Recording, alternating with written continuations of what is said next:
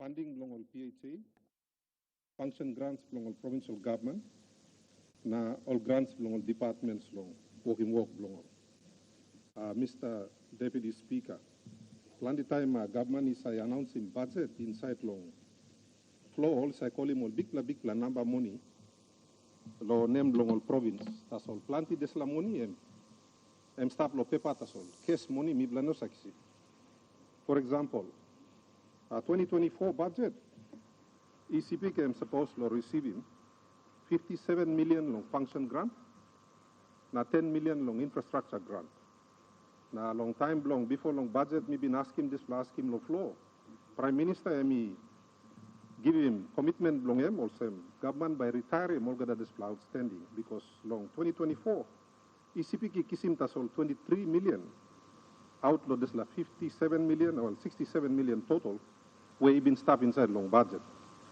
So outstanding long 2024 and 44 million mi no bin kisim outlaw this plan 67 million mi supposed to kisim.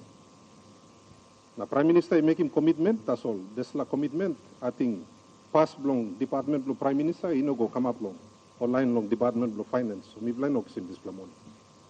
Now 2025 budget time only working announcement. Na plenty all supporters for government, ni party man, na sing out, na to governor lo isipik, you pass him house, na knock and talk. That's all inside lo this la time.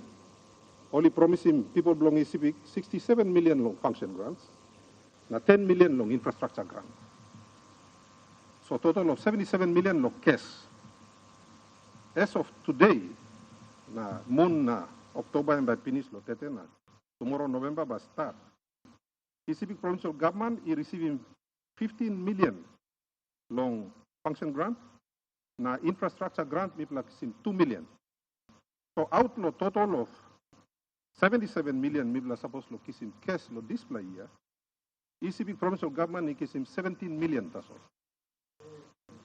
Na mi sabe also molnarbla province sit down also online lo yumi long madang tu ino kisim online lo simbo ino kisim. Nasabla narbla provincial government to ino kisim. Now, for blomi also, suppose me had him last year and this year, total of 104 million national government he put him no budget, na ino give him plan.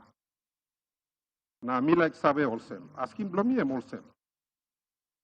Government he got some thinking lo make him one kind of same. You play work him 100% payment long, alpim all sumatin. This case lo me plus some province where you play been put him no budget, na you play no give him. Enough lo you play give him no next month. Suppose Minister of Finance, Harry Mr. Number 2, also. Big pla heavy inside lo desla function grant. Me plus like 3 million kina em no pay him leave first no teachers. Last year me play no kisim desla money. So me play no pay him leave first no teachers. Na teachers lo ECP all been like strike. Na same time me been put him no Facebook all teacher lo marang tu all no kisim leave first lo.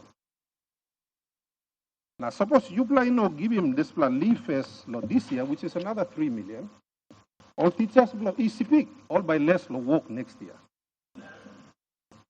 So, me like asking you, Minister of Finance, suppose you in law, make him a personal business blow you play like Katibol get an money. At least talk 7, I'm like finding way to survive because lo case blow ECP. Over 2 years, 104 million you play by Katib. 104 million. Me give you a number now. But suppose you play Katim can this la. Me like is in full 5 million no leave first long teachers. 6 million. 3 million last year, 3 million this year, so that at least all teacher blow me. All again go annual leave blow next year or end of the year. Because if I don't get that money, all teacher blow ECP. Me stop him all strike no early this year. Next year, me no think by me enough lo stop him all because I'm 2 years in a row by Logan. So Minister of Finance, me asking you lo desla na 2 you may harem plenty all province only shut down because you know got marasin. Na suspicion blow me emolsem. You need lo talk out too lo how much funding is going all PHA. Thank you, Mr. Deputy Speaker. The Honourable Minister of Finance. Thank you, Deputy Speaker. Firstly, me like to thank you, Regional Member. Lo ECP lo raising all this important question leading up from yesterday's talk me me make him law side law education sector. Me got some report below me law department and stuff in terms of provincial grants. Law side below me law national government na underneath law Department of Finance. Me prioritizing. Me look law priorities below government. Now me look law cash flow, and based on this, me make him all transfers. All right. Mibla, in this time we talk also, me acknowledging that provincial governments and local level governments play an important role in making sure all people blame me all blessed, all people blame me province and districts are well taken care of at the provincial and local level. Based on the report that me got the department in terms of remittances that people are making the Department of Finance, this year, you got also me not got specific to side of provincial governments, but I can be able to get some figures for East Pacific. But me acknowledging good blood talk blow member blow East Pacific.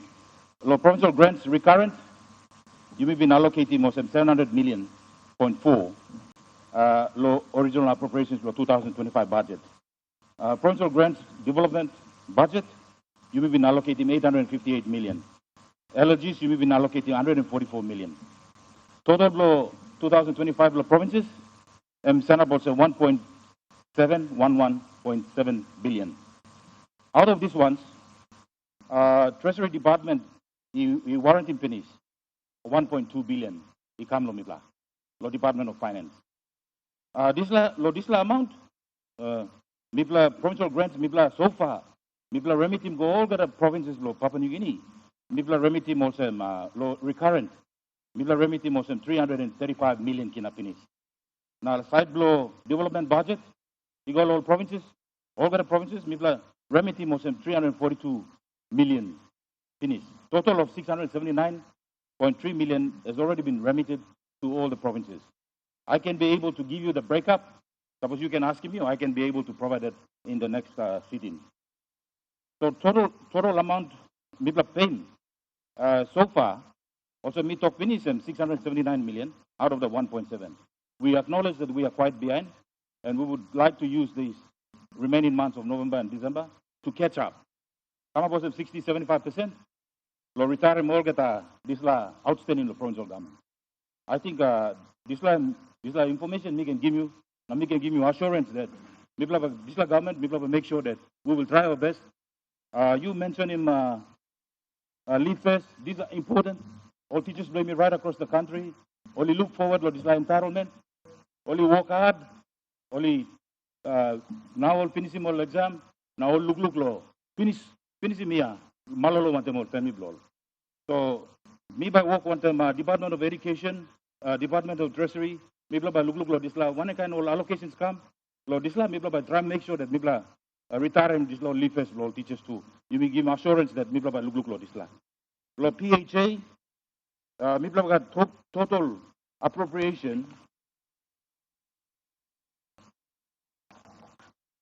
Good question you asking, so me must make sure that me give you this information.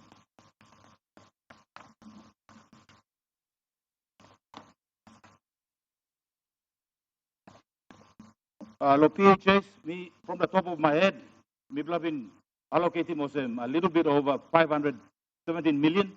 And so far, we have remedied a total of 300+ million to the PHA. So we are tracking around 50 to 60%, and we understand that many of the hospitals are also requiring funds to complete the year, November and December. So 60%. So we are tracking at 60%.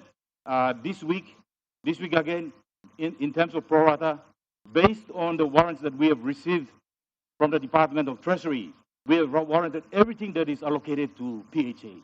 This shows our serious commitment that we prioritize PHAs. So whenever we get any warrants from the Department of Treasury, we make sure that all those warrants are paid out to all the PHAs. But we acknowledge that we are tracking behind. And this government will make sure that we fully retire. Like all other government priorities, we will make sure that we retire. All money is owing to all the PHAs in the country. Thank you. The Honourable Member for Miduramo. you, Deputy Speaker. Thank you, Lord, giving me floor. Before Lord, me ask him talking about Sabe Golong, Prime Minister. First, me like Salim Tok Sore Blomi Golong, all people belong Morobe, long Lusim Wanpla, leader belong country, Natu Momaster. Me pass him Tok Sore Blomi Golong family, and all members, na people belong Morobe, the country. Mr. Deputy Speaker, ask him Blomi Nuga Tok Sabe Golo Prime Minister. Minister of provincial and local level government, suppose me stop, me can ask him long him. But I mean no stop, so me can ask him Prime Minister. Na Minister belong administration service, me can take no tool or display. You may look him lo country now, you got plenty of issue under it long local level government election. Now plenty fight work come up, all people vote good. Something will come up with similar country. Me look long. And then plenty common role update, will come up with pla or complain on this pla, bring him conflict na me long or yet. Not too long census blue me pla long country and me also want me pla clear. Prime Minister look me as a member of the Ramu, me play ask him, Medang provincial and local level government law, give me play what record book. And one play book whereby give him common role update, na census, where time me play government is sit down long, look long.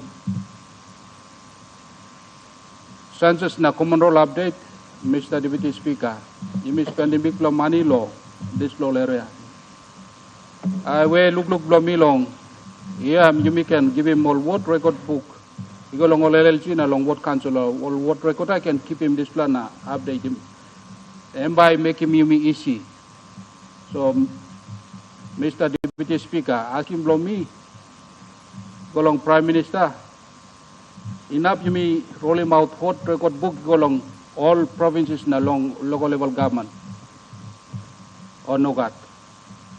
Not to, and by making me see long all election blow me playing in country. Thank you, Mr. Deputy Speaker. Honorable Prime Minister. All right, thank you, Mr. Deputy Speaker. Me like talk. Thank you, long member long Middle Ramu, asking this question. Yes, certainly there's a space for the use of ward recorders. For the first time now, this government is putting our councillors on payroll full-time now. Before, it was on an ad hoc arrangements. And so we would be asking the provincial and local level government to make the councillors, after this election, one of the key work, everyday work of our ward councillors is to hold records of the people in migration, out migration. Births and deaths, and records of our population. Last night, I had the privilege of announcing officially to our country our population enumeration and numbers page against our count night at 16th of June last year. It is established that we now 10,100,000 and Minister Masada, you can help me this one. Sorry?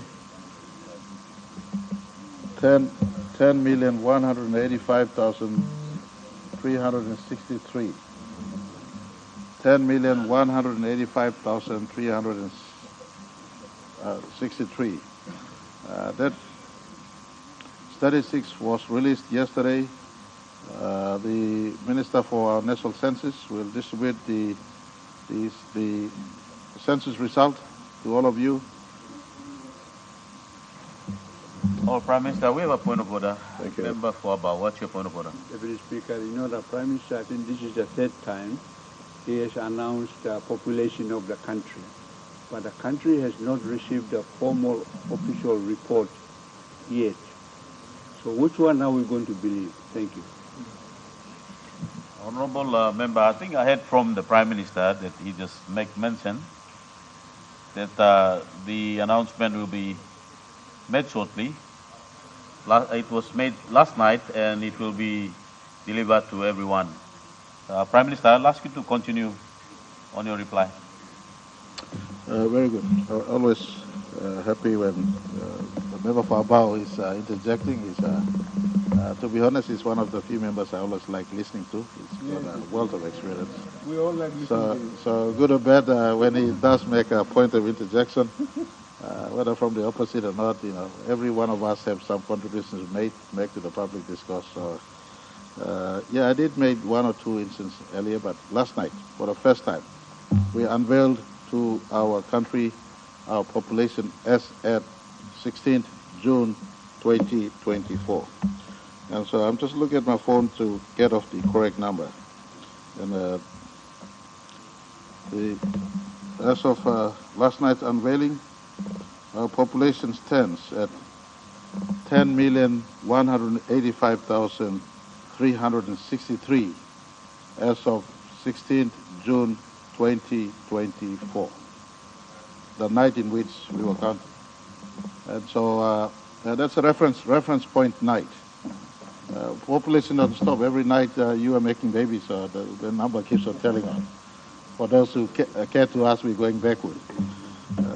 So the population is, and last night I made a point when we announced the population to the country, that counting of population must be an everyday task, supervised by the provincial administration.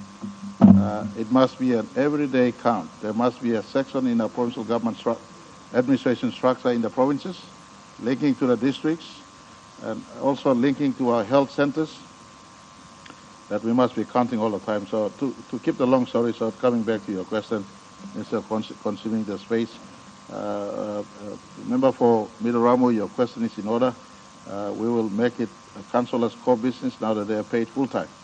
It will be, whether it's on an electronic update dashboard or a manual word recording. We could interface both, and we keep tap on all our population.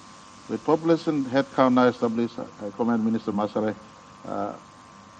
quickest time delivered for our census on record.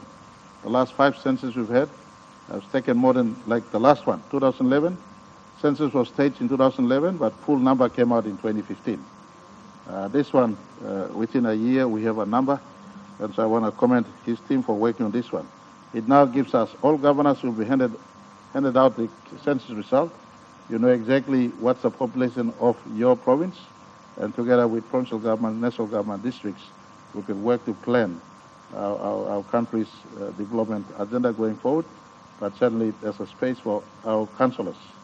As they come in, the first job is to maintain raw data in the respective wards throughout our country. Thank you, Thomas. We have a supplementary. Member for must be noticed. What's your supplementary? Thank you, Deputy Speaker. It might be supplementary because I got a question in relation to the same thing. That is census, common roll update, NID, and biometric.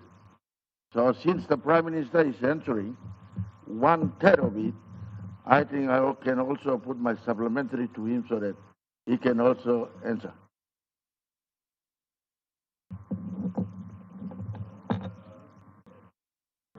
Then you want to ask, so anyway, I already given you the floor.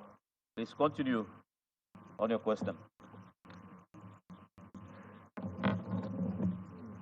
Thank you, Deputy Speaker. I also want to commend the Minister for Administrative Services on the census. And now we know that the population of this country is 10 million plus. Okay, this is for the budgetary purpose of this country. Since we have got 14 months away from the national election to exercise our democracy of voting in 2027. Out of the total population, 18 years and above will be recorded as eligible voters. And then we have got NID coming. And NID looks like the bank and other institutions consider NID as one of the reference of ID card. Even as a member, I went to bank and you got an NID. So it is also important. And then we want to come to biometric voting system. The question here, I want to ask the minister or prime minister, is that do we have enough time if we don't consider common role update at this time? We know the total population already, but how are we going to separate 18 years and above so that we are going to election within the 14 months? So my question is to Prime Minister is that if biometric is used in other parts of the province, like NCDC might be easy, or other provinces, but we are one country, we want uniformity kind of election process. So any budget that might be allocated for biometric, because I personally think that biometric will won't work because we got 14 months. And NID, they said come next week. Honorable member, we have a point of order from the minister. Minister, what's your point of order? Thank you, Deputy Speaker. I think the question should be directed to me to give some justice to the response. Honorable Minister, it's at the prerogative of the member who is asking the question.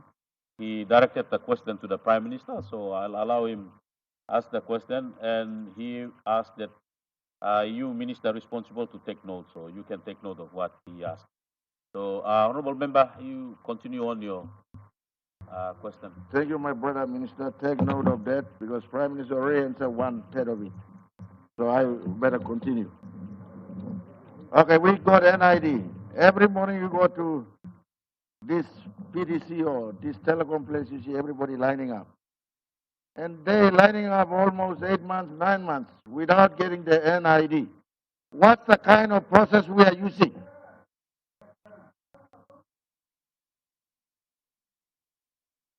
If NID is not completed and you're talking about biometric, how is it going to work? And then the common law. Prime Minister, for the sake of this country, for the sake of common rule update before the election 2027, any budget for this biometric should consider for 2026 common rule update so that we can be prepared for 2027. My question is 2027 is almost 14 months. So I'm glad to ask the Minister, take note, the Prime Minister, to any budget allocated for biometric should be used for 2026 common role update so that we can be prepared for 2027 election. That's number one. Number two, the NID, if it's not completed, what's the term of reference or ID card that will be used for all our voters in 2027? Suppose semi come, number three, you will all get a by go vote common role supplementary because Samla by die, Samla by head on 18 months, so we can use a supplementary list that will be guided by the DDA or the council, vote council, as we spoke about. Thank you, Mr. Deputy Speaker. The Honorable Prime Minister. All right, thank you, Mr. Deputy Speaker. I want to say thank you to the member for what must be noticed for asking a series of questions that relates also to the first question being asked. But I want to firstly, from the outset, give full assurance that we will work our best to make sure 2026 is used as a year to prepare for a better voting platform in 2027.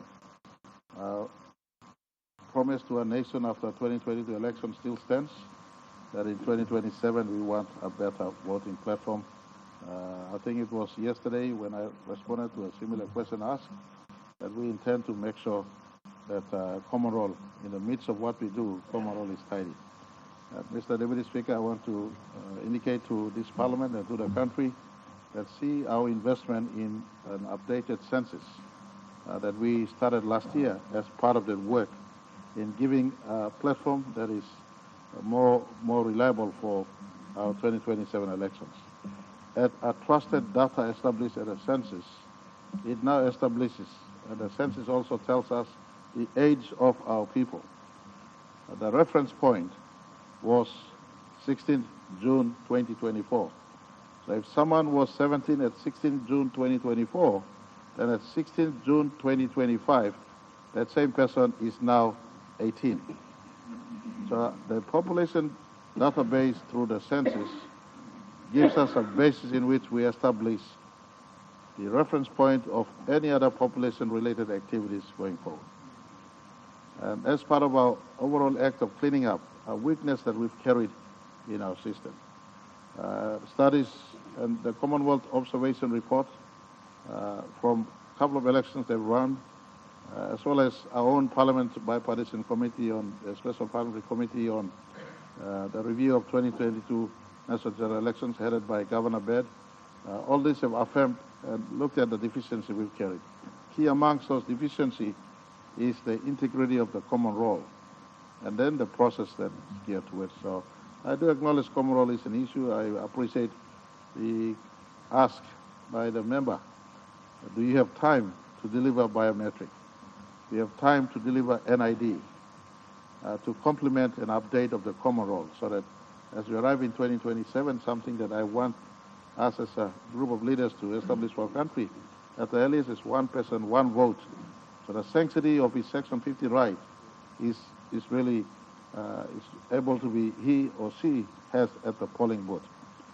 We have a system because it's manual, and time in the Highlands, for instance, one-day polling is practically unfeasible. One-day polling is practically unfeasible. So in a mad rush to get everyone to vote, the Highlands voters have now designed a system where they sort of agree on who they vote.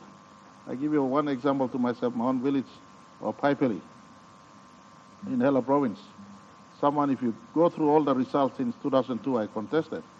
I don't collect 100% vote from that village, although it's my village of traditional village of population registry, where my house is, where my family live. There are always a certain percentage who don't vote for me. But because it's a short time voting, the tribes in the Highlands have galvanized a voting process where they decide on who they want to vote a day or two earlier. And then when the paper arrives, then they said, those who want to vote someone else, you vote. Those who want to vote the major candidate from the village will vote. So I think we need to move past this one. Technology can assist, ID can assist. Because we security conscious and time bound, they do it in one day. We want to arrive where it's not rushed. They're able to, because it's ID based, they could sit down, take a day or two or three. Like we do it in the coastal provinces, you can vote for up to a week. So long as that one person knows when his or her moment to vote arrives, no one can tamper with the process. He or she goes to the voting polling booth, picks up his or her paper, he's identified or her identified, and cast the vote of their choice. I can tell you, if we go through this process, two members in this House from the Highlands, or from the Southern Highlands rather, and Hela, the Honourable Member for Yalupangi and the Honourable Member for Tarifori will come back easily, quickly, first past the word, as we've done many times. We are both favourites in our respective electorates. But we've always been tainted, and I have my personal interest. My leadership has always been tainted with the view that voting was done improper. And for all of us, so we want to do it properly. and sort of voting in 2027. If some was decide to run, then voting in 2027 could be a better place than the past election we held. So I want to appeal to all of us. We're looking in our team, and Governor's Bed Committee will be very much part of this process. So it is a bipartisan approach. Governor Bed and his team have the report. They've indicated to us, what are you doing with the report? That's a correct line of reference for government to be in haste and responsive. Governor Bed's committee will be part of the process right through. So we check, make sure that the work we want to do is delivered, and it becomes a bipartisan approach leading to 2027. NID, biometric, common role update will be very much part of the discussion. I ask all of us in the 2026 budget that comes up, let's allocate quite a good resource for that place to be resourced to enter those activities next year. And some changes happening. All of us will take note of some change. The electoral commission appointment committee sat down and met. The incumbent has reached his retirement age, and so we're getting into the process of filling in new leadership in that place. And when that is filled, we hope next year a heap of activity happens. As a minister designated to be supervising these activities on a day-to-day basis to make sure the intention of this parliament gets to be progressed and we arrive in a better voting environment and platform in 2027. Good question, member for Mosby Northeast. I give you my assurance. We will do our absolute best to make sure 2027 election is far, far better in terms of preparation than the last election or the years before. Thank you. The Honourable Member for Goroka.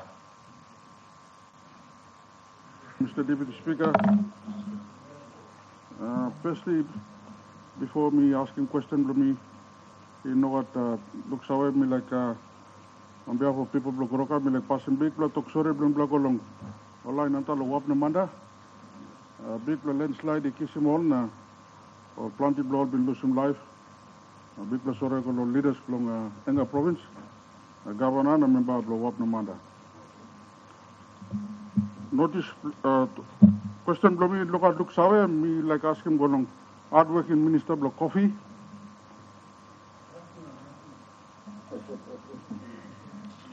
Me also at the same time me talk big block congratulations go long this la nupla bill you pass him. Coffee industry inside long islands especially long islands come down and one big block commodity where all plant all farmers me bless depend on them. The total global market from coffee and 200 billion. And within global market for LNG too. People farmers in Goroka, especially concerned with all migration 1 or 2 platasol, concerning this nupla bill, a master you may pass him. Firstly, number 1 question from me, consultation. This la nupla bill and you may pass him and by affecting close to 500,000 to 600,000 farmers below you mean in country. My big concern and people like how was this bill passed? Was there enough consultation along all rural farmers below you? This is a triple time finish, 4 time now. Me no looks how so me raise some issue now. Secondly, Mr. Deputy Speaker, issue of coffee exporters license. Me I must look in the bill and you put in section 44 but this bill and process. Now our licenses were issued. Question below me inside of the country we have 28 exporter license export companies. From the 28 exporting companies, 80% blood digital company nationally owned. Now 20% of the company is owned by foreigners. However, the 20% of that company dictates the market and monopolizes the market of coffee inside the country. Now 80% of union national farmers and national exporters, sadly to say, are marginalized. Low pricing, pricing, also the foreign export receipts that come back inside the country does not really show the export volume block coffee. For example, suppose one foreign company exporting 1 billion bags go, the full amount of this receipt doesn't come back in the country. Question below me, Lodis Lanupla bill. Second question is, how do you address that issue? Issue license go along foreigners and national companies. Thirdly, question below me, Lodis Lanupla bill, did you include agro-tourism? Agro-tourism or coffee tourism, and one Nubla industry where Tamil tourism comes into the Goroka district, they want to see how coffee is picked, how coffee is processed, and how coffee go cup. Have we include that in the new bill? One time clear, thank you, Mr. Speaker, and triple question implement. Honourable Minister for Coffee.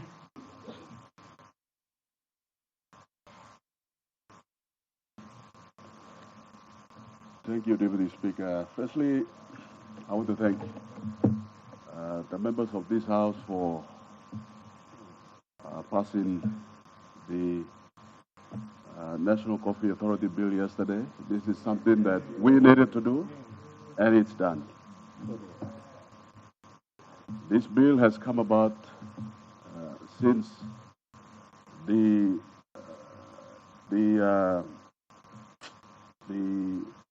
1991 coffee industry bill. That's over 30 years ago. And this bill is a reset. Is the reset agenda for agriculture especially and coffee in particular. This is the reset that we needed for this sector. And as you have heard, as you have read, as you have seen, our production and the volume of coffee being produced by our farmers, especially the farmers in Eastern Highlands. That's about 80% of our coffee come from Western Highlands, Jiwaka, Jimbo, and then into the Robusta producing provinces of Pacific, Oro, and parts of Morobe. The production have always been on the decline. So as a responsible government, what do we do? Do we sit down and watch and allow this industry that once carried this country? Do we just allow and wait and sit and watch, or do we need to stand up and do something? And that is what my ministry has done. So I want to thank all the people that have been involved, including the state salt team, that have been so instrumental into day and night to ensure that this bill came through and through to the floor, and that's what we got voted for and is enacted as of yesterday. Now back to the question by former Minister for Agriculture, who is fully aware of what this bill is all about, and his district and province produces 80% of our coffee. This bill is a gain for our farmers. It's not a big gain for the 20% of our exporters who control 80% of the export volume. Eventually, they will be the end recipient and beneficiaries.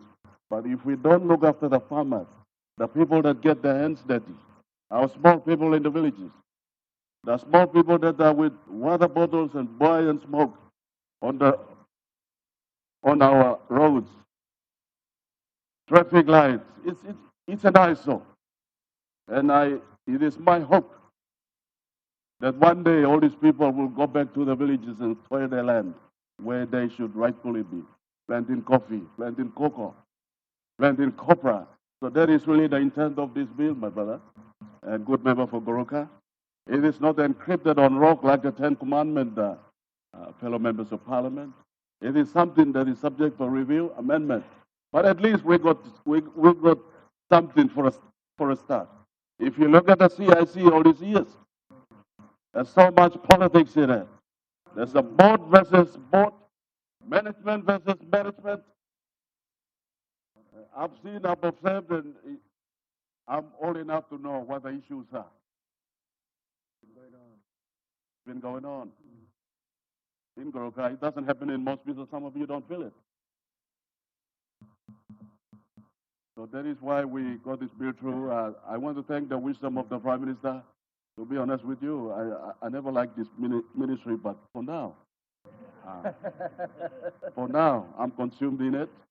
I'm in it, and I need your support. Now, you may ask him, can't get question about Maski. If you care about your people, the small people in the villages, this is the way to go. So I want to appeal to the coffee farmers out there. This bill is for you. There's a price support for you. There's a freight support for you. And there's what we call the green gold card I asked earlier. I answered earlier from the question by the good member again. And this is how we're going to carry our people with us. So the export licensing part of it is another gray area that we've corrected. In the absence of a board, the CIC has never been without a board for almost the last 15 months. How do you operate a company with no board? How do you operate a company that is partly or allegedly to be owned by the state? That is a private sector company.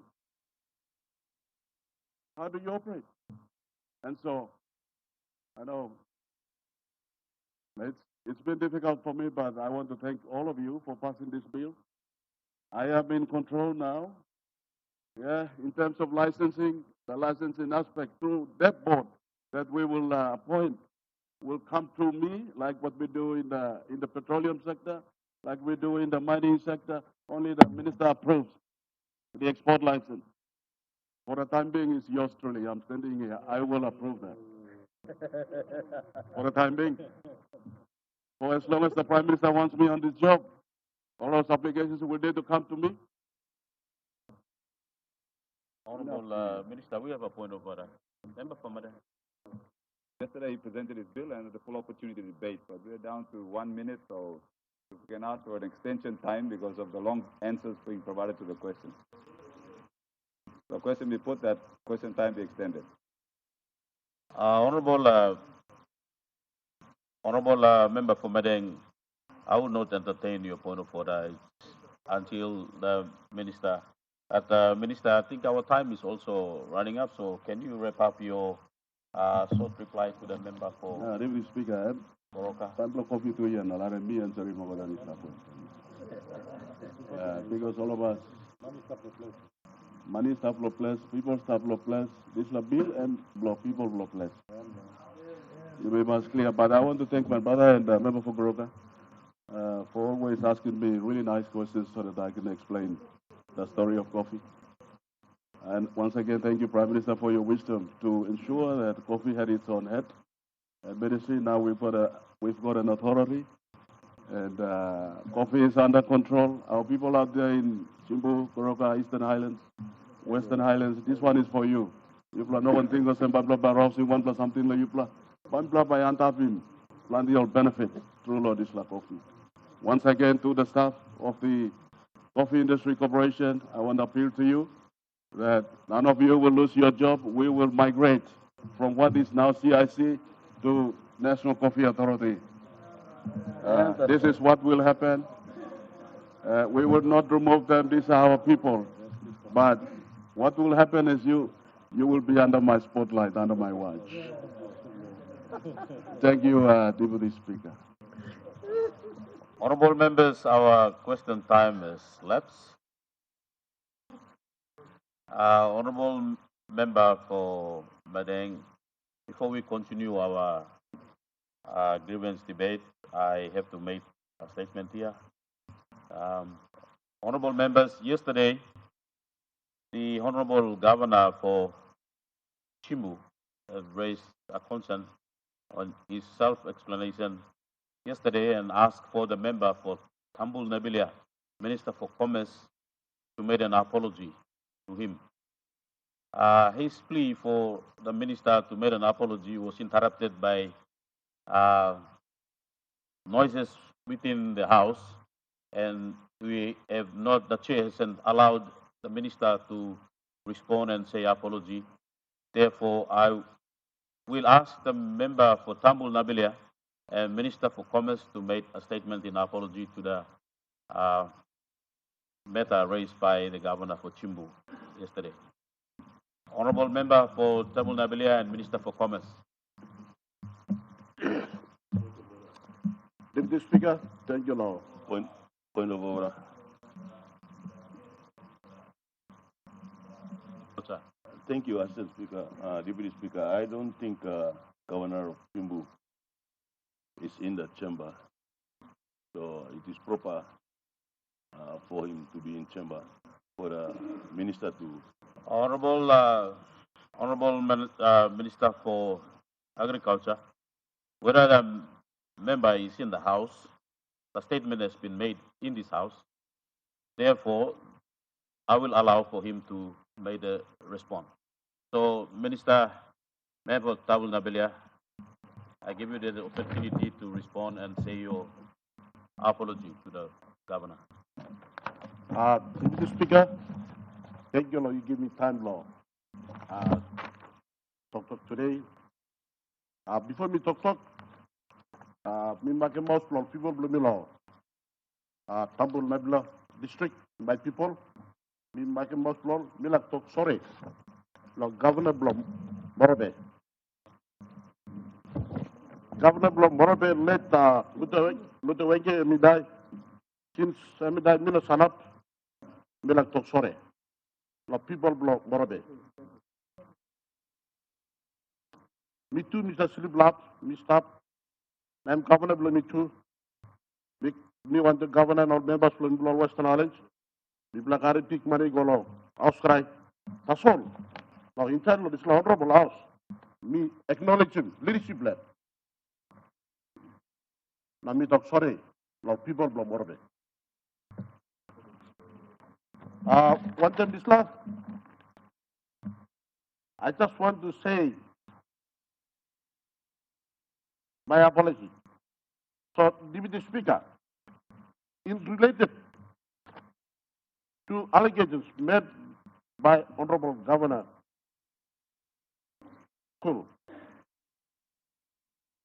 I state here that what was claimed to have said by me was outside of chamber in the private environment and not within the chamber. And I was surprised yesterday, Deputy Speaker, when Governor Kul raised the issue on the floor, Deputy Speaker, even if I did say such comments as claimed by Governor Kul, which I deny. It is wrong for Governor Kul to bring it into the chamber yesterday and complain during question time or debate time and demanding the apology. Number three, if Honorable Governor Kul felt my comments as claimed were improper, there are legal events open to him under the standing orders, such as formally writing to the Parliamentary Privilege Committee to look at it and make a decision to me whether to warn me or not. Mr. Deputy Speaker, but in spite all of this process to follow, as a patient and a member of Tambul Nebula and Minister for State, I have a lot of friends and very good close friends and families from Cebu, and I apologize to the people of Cebu in my allegations, comments, disappointment to them. I am so sorry. And also, the people of Sawi, and I am so sorry. If I offended you all in any way. Last one, and very important. Mr. Deputy Speaker, in future, the Honorable House, through you, should stop members from bringing in private conversations onto the Parliament to debate and demand answers and apologies from the fellow members. Thank you, Mr. Deputy Speaker. Grievance debate. Member for Madang. The Speaker for recognizing me on opportunity for grievance debate. Unfortunately, time ran out, and I even have time to ask a question. So I'll try and craft my question that was to the Minister for Administrative Services as part of my grievance debate. So I have three issues on grievance debate. One is the funding of the LLG election, where we had so many commitments in this Parliament that they would be funded. As of this morning, I received a text message or conversation from the electoral officers asking for lunch money to pay counting officials, 20 kina. They confirmed that when the writs were issued, the electoral commissioner gave them 10,000 kina to conduct their training and recruit their counting and polling officials. And that 10,000 kina,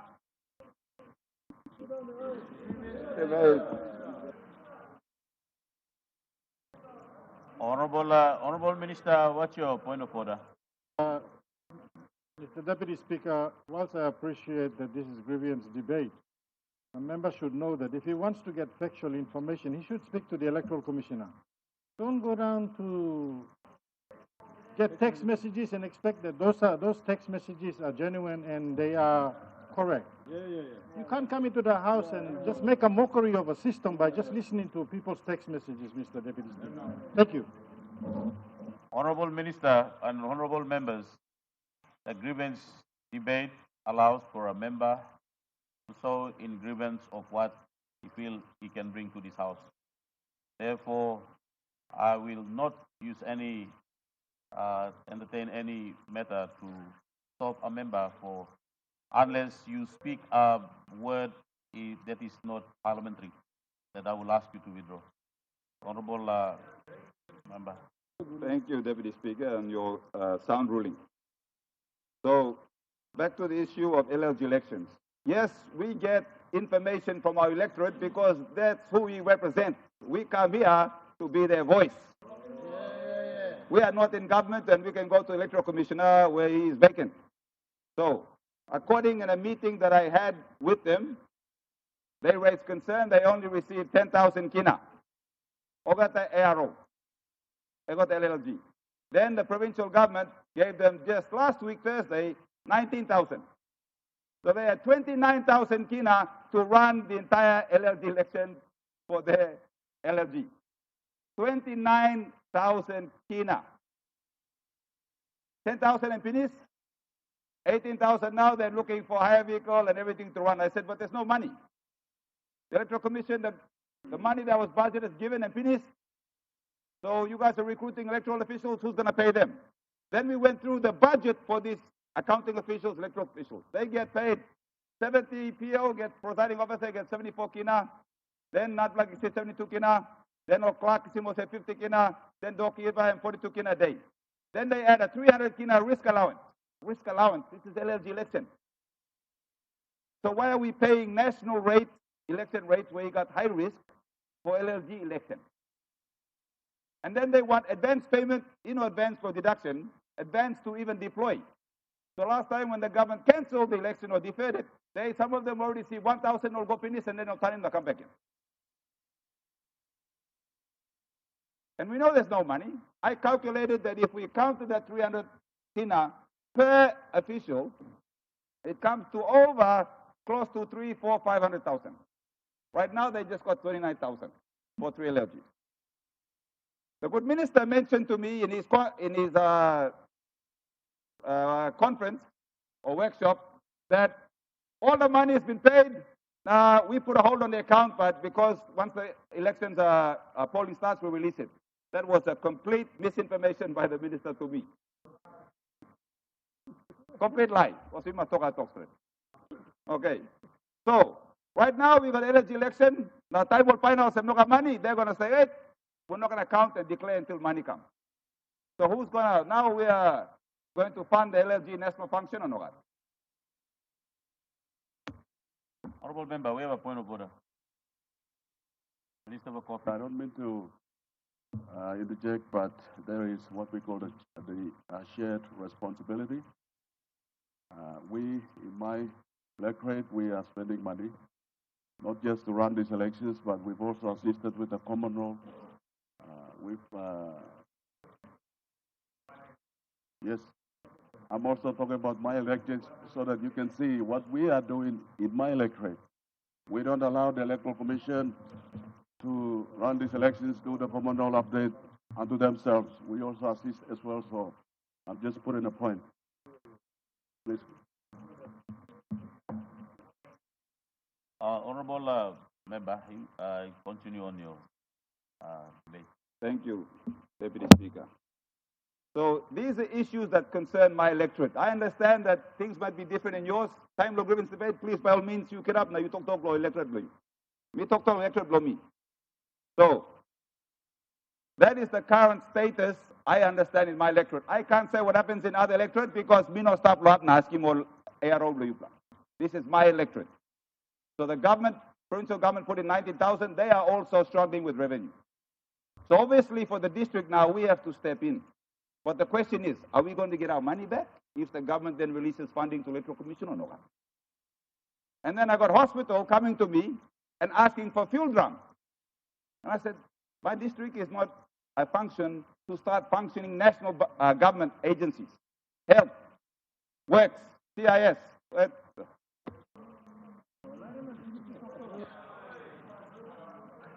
Honorable Minister, what's your point of order? This talk law. You mean online district na provinces talk along or work law. PHA and blow na national government in must stop him. It is a shared responsibility. There is a service level agreement that is now signed by all DDAs to support PHAs where the need is. Thank you. Deputy Speaker. Honorable members, I think I have made a ruling that this is a grievance debate. Allow the members to pour out their grievances. If you have any ministers that you are sitting, please take note of what the members are sharing on the grievance and we can address to it. And we can allow the authorities out there also to listen to the members and address the issue the country is facing. Honorable Member, continue on your debate. Thank you, Deputy Speaker. On the issue of security, I approached the Medang Police to confirm, are they deploying? They said, we have no instructions from the Electoral Commissioner. We have received no briefing. Last week, Thursday, they just released, Thursday evening, the Electoral Commission released the polling schedule. Thursday evening, and they're going to poll on Monday. Nobody even knew what day they're polling. Policing said we were waiting on the Electoral Commission to brief us. We don't even know our operation. We've already told, but we have no briefing. And we don't know if we're going to get paid allowances or not. That is the state of affairs, I can say, in my electorate. I cannot speak to other electorates. On the second point, was concerning my grievance debate in the Minister for Administrative Affairs, a advisor, one kind super advisor, Mr. Vikas Singh, who I understand has been traveling around with the Minister for Administrative Services and giving advice overseas to New Zealand and India and other places, and he's being paid and funded by the Electoral Commissioner. So I looked up his background. Yeah. Let me interrupt you. Honorable Member, I understand you have made a good grievance debate in regard to what happened in there. I will ask you to refrain from mentioning a person's name whom they are not here in the house. So I will ask you to refrain and withdraw from mentioning a person's name. Okay. Point noted, Deputy Speaker, and I will come withdraw the name, but I will not mention the name. So because it's on record. So the super advisor, according to his LinkedIn, is a TV technician.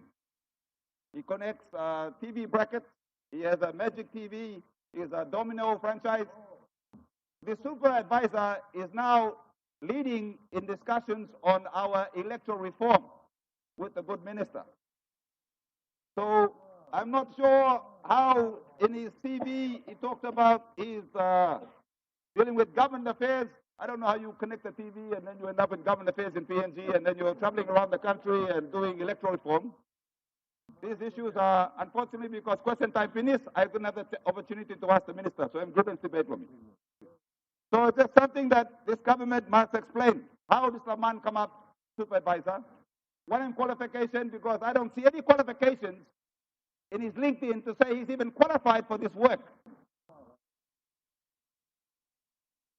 On the other issue, well, he's also a restaurant advisor. So I understand also he's advising Treasury. I don't, again, I understand how these people are recruited. We have a point of order.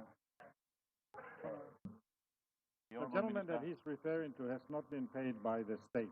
He provides advice based on whatever information we require. But the government or the state does not pay him. He's not a consultant, or we just seek his advice because he comes from a professional background. So it's really sad that the member for Medan could drag people like this just for grandstanding in the parliament. Order. Order.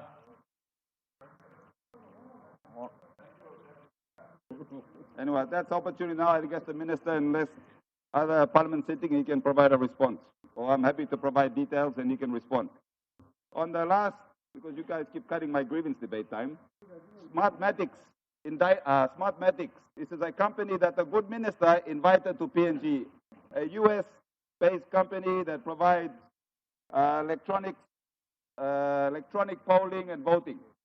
And they were one of the main presenters at the workshop or electoral commissioner program organized by the good minister.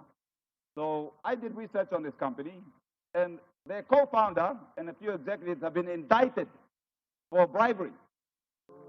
It's a, you go find it in CNN. It's on CNN news page.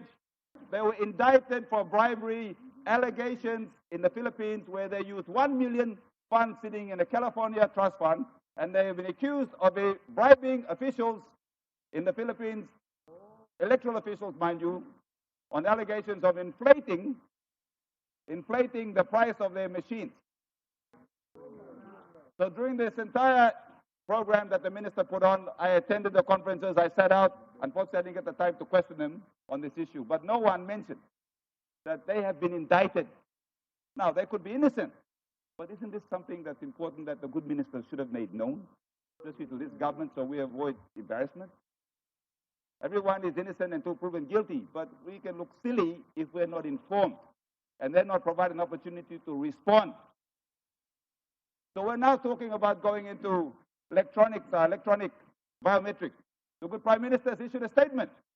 But then again, if this company gets the contract, then we're going to look rather silly that a company that we're going to award or consider to award a contract to, we invited all the way here, is facing indictment.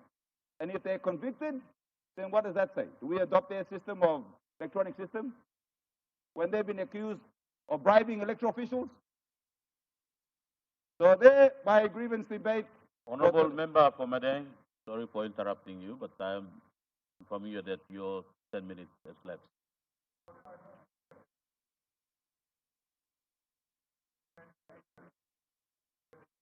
Last one to interrupt my time. So with that, 33 seconds. That is my grievance debate. I look forward for these issues I'm raising grievance to be responded by relevant government ministers. Thank you. The Honorable Member for Bulolo. Deputy Speaker, before me starting, Tok Blomi Milak,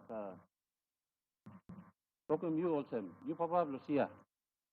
So time you talk also, man no can book in point of order, okay, you must be him sa Tok. You no can entertain him. You Papa Laos Mitla ba submit lo, you know, you ba submit lo Mitla. So you sanab lo talk lo. Go back lo, grievance debate lo me. Mr. Acting Deputy Speaker, laws must be enforced for security of land tenure and attracting domestic and foreign investment. Mr. Deputy Speaker, I wish to commend the Minister for Lands and Physical Planning for taking on the challenge to work with the Minister for Housing and Urbanization and other provincial government and DDA. This will ensure the development of proper planned residential areas in Papua New Guinea to cater for accommodation needs for our people. Also, there must be visible and easy to do steps, encourage domestic and foreign investment in the country. Mr. Deputy Speaker, we have a big challenge, and that is for proper planned developments rather than moving one group of people from a planned or squatter area settlement to a new location without any amenities and public facilities. I was referring to the people moved from Paga Hill and other locations in NCD to Dogura and back of Gerehu Stage 6 or to Laloki, and the same in other towns and stations. Mr. Deputy Speaker, I have great challenge in Bololo where I need to properly settle more than 2,000 people. These are descendants of people brought from around Papua New Guinea, around Papua New Guinea in the 1920s to 1940s to work on the gold fields and forestry plantation as laborers. These are people. They are people of Bololo and Papua New Guinea. I'm all citizen, Bamibla. In 2009, there was ethnic conflict between our local Morobe people and those brought in. They had their homes and properties totally destroyed, Mr. Acting Speaker, Deputy Speaker. The late MP Sam Basil organized their repatriation to the ancestral provinces. They returned back as it was difficult to connect to places they had only. Also, Arim Tasol, but almost a staff land. Mr. Deputy Speaker, land was bought at Arab Lolei, and they were settled. Unfortunately, they left and returned back to Bololo again. They are living in a makeshift structures. And one can do longer a place, Mr. Deputy Speaker. You man, you lose in place, you come start up after generation, you come a vast place. On man lo place no savali. My DDA has approached the Ministry and Department of Provincial Affairs for assistance and technical advice. We have already communicated our DDA resolution to the Ministry and Department of Lands and Minister for Housing to undertake proper physical planning and urban development for Bololo. The Prime Minister and Governor of Morobe, late Lutawenge, correction, with former Governor Gilson Sauno, now Naraplakam Backside Lem, has made a commitment to people affected to be relocated. But to where? Or Bagolowe? Because experience shows that we need to resettle them properly, considering long-term education and employment and income capacity within a properly planned area. We need to connect water, sewage, sanitation, electricity, telephones, and roads. They need to build homes and also engage in income earning activities or direct employment. The National Housing Corporation will need to develop it under one of its schemes, such as self-help or buyout scheme. So houses are built or given blocks to build own houses. We don't want to see another settlement popping up everywhere. Mr. Deputy Speaker, the government has established a loan scheme with commercial banks with housing loans going at 400,000 kina. How do we assist our people who cannot afford even a 10,000 kina at present? The issue raised is whether the Department of Lands is making land available so that the cost of land comes down so that people can afford, even without the government loan scheme. Our public servants cannot afford, and it is difficult. Mr. Deputy Speaker, we have the Okuk Highway, Leh Najab upgrade, and the people are just rebuilding or moving back. Further, we will still have unplanned housing from 1 to 5 miles in Leh. The same is happening in NCD. So my call is for proper plan and service and titled allotments If the department is working on that, we would want to know where and how many title allotments are already put on tender. I am also critical of our own Wow and Bulolo towns. That is a nightmare. It is the oldest towns, and most departments and agencies all abandoning sila town na place na oli governors. We need the Department of Lands and NHC, or National Housing Corporation, to identify all state land that is available for leasing and start putting public tenders. Any illegal occupants must be asked to vacate so that we can have planned and orderly development. Mr. Acting Speaker, we will need a DDA and LLG and state utilities providers such as Department of Works, 20 Power, Water PNG, and Telecom to connect roads, power, water, and sewage lines. We need to remove our focus from Port Moresby and Ley and move to other urban areas or centers. Many middle and low-income earners throughout Papua New Guinea want to see houses built for sale or leased to them by National Housing Corporation. We need National Housing Corporation to build houses throughout the 22 provinces, including towns like Wikila, Kainantu, Minsk, Bans, Wau, Lahame, Como, Okapa, Finchafen, so that we retain public servants and private sector to expand their services to this location. We must talk with customary landowners to utilize land for housing purposes without them losing their land. They must collect rent whilst the state protects the land. This must be done right across the country, Mr. Deputy Speaker. We also need the people to be accommodated, and business can thrive and public servants deliver services to the people. While we need to free up state land and customary land, there is lack of law enforcement and proportion of state land by the Department of Land. We are having so many complaints on abuse of process, land given to cronies and families. There is even outright fraud going on in our public service. Mr. Acting Deputy Speaker, I want the Minister for Police and Deputy Prime Minister and Minister for Lands to take note of my concerns on abuse of land and land fraud. There are many small Papua New Guineans that are falling victims to corruption and fraud involving public servants. Let me be clear that we have the majority of dedicated public servants, but a few or minority that are trying to cripple this country. Our lack of attention and action is a major issue that is promoting this bad behavior, Mr. Acting Speaker, Deputy Speaker. The Public Accounts Committee, during Seesion Tiki days, branded that the corrupt departments was the Department of Lands and the National Housing Corporation. Mr. Deputy Speaker, I am concerned that many questions and issues related to corruption and fraud and official corruption and conspiracy that has happened, and it seems to be still in place. Many actions have been taken to protect legitimate leaseholders, and no actions are taken to date. I have issues that relates to public facilities and land that were illegally transferred or stolen from the public.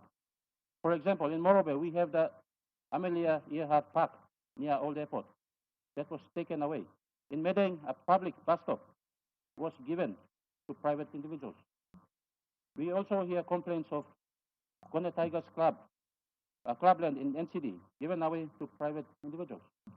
We also hear of land and assets of the Highlands Farmers and Settlers Association in Bans, Goroka, and Dumpu that Department of Lands is involved in irregularities.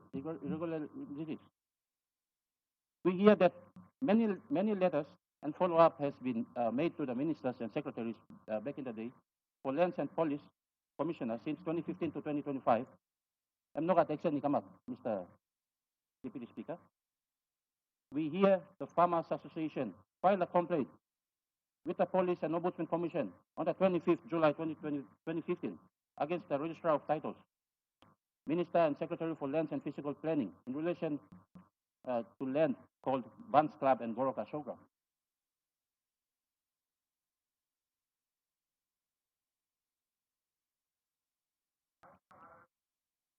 Honorable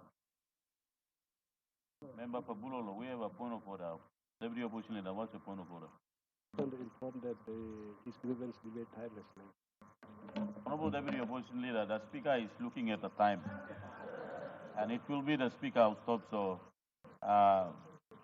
Honorable Member, your time has left. I would not allow. If you have a written statement, you can send it for the handset. Honorable Prime Minister. Speaker, thank you, Lomaki. I'll be very quick. Usually I don't stand on my feet in the grievance debates, but I think there's something that I need to point out. Firstly, I want to stand behind the Minister for Commerce, Melko Tambul, and offer my apologies to the people of Chimbu if they have been grieved in any way, shape, and form. Every part of our country are important. We all contribute to the country. Chimbu is one of the leading provinces in terms of contribution to human capital in our country. And so if every Chimbu citizens have been offended by this, I do stand behind the minister and affirm the apologies. Minister spoke in private. I think he did tell me, as I asked him yesterday, he was misheard. Sometimes your mind says one thing, but your lips say something else. And so to the Chimbu people, in no way, shape, and form, it is intent to offend you. We do apologize. You are a great contributor to human resources. You're a contributor in coffee, cacao. Your Mount William is an important tourist, iconic tourism, inland fisheries. The Highlands Highway runs through you. We also now trying our very best the last 4 or 5 years, spreading money to different sectors for the Karami Road. It is intended from Karami to Gembok and Bundi out to Usino. Remains a strategic intent of government as far as connectivity is concerned. We've invested a little bit in Suabe, Erimbari, Mambifa section of the road. And so it just shows how strategic Chimbu plays right in the heart of our country. My own government passed on 5 million kina for the settlement of the water supply. Those Kamaniku tribesmen up there in the mountains, the water issue was a stumbling block before 2019. We passed 5 million around 2019, 2020. The water is now being supplied to Kundiao town as we speak. And Kundiao Hospital has remained a very central hospital in the heart of our country, serving right across. So we just want to say, Chimbu, you are an important part of us. Myself and the member for Suabe does have some exchange, but that's just part of the game. He sits in the opposite, we sit on this side. And we made sure to take these sort of exchanges. I want to offer counsel to all members of parliament. Let's not personalize exchange on the floor of parliament.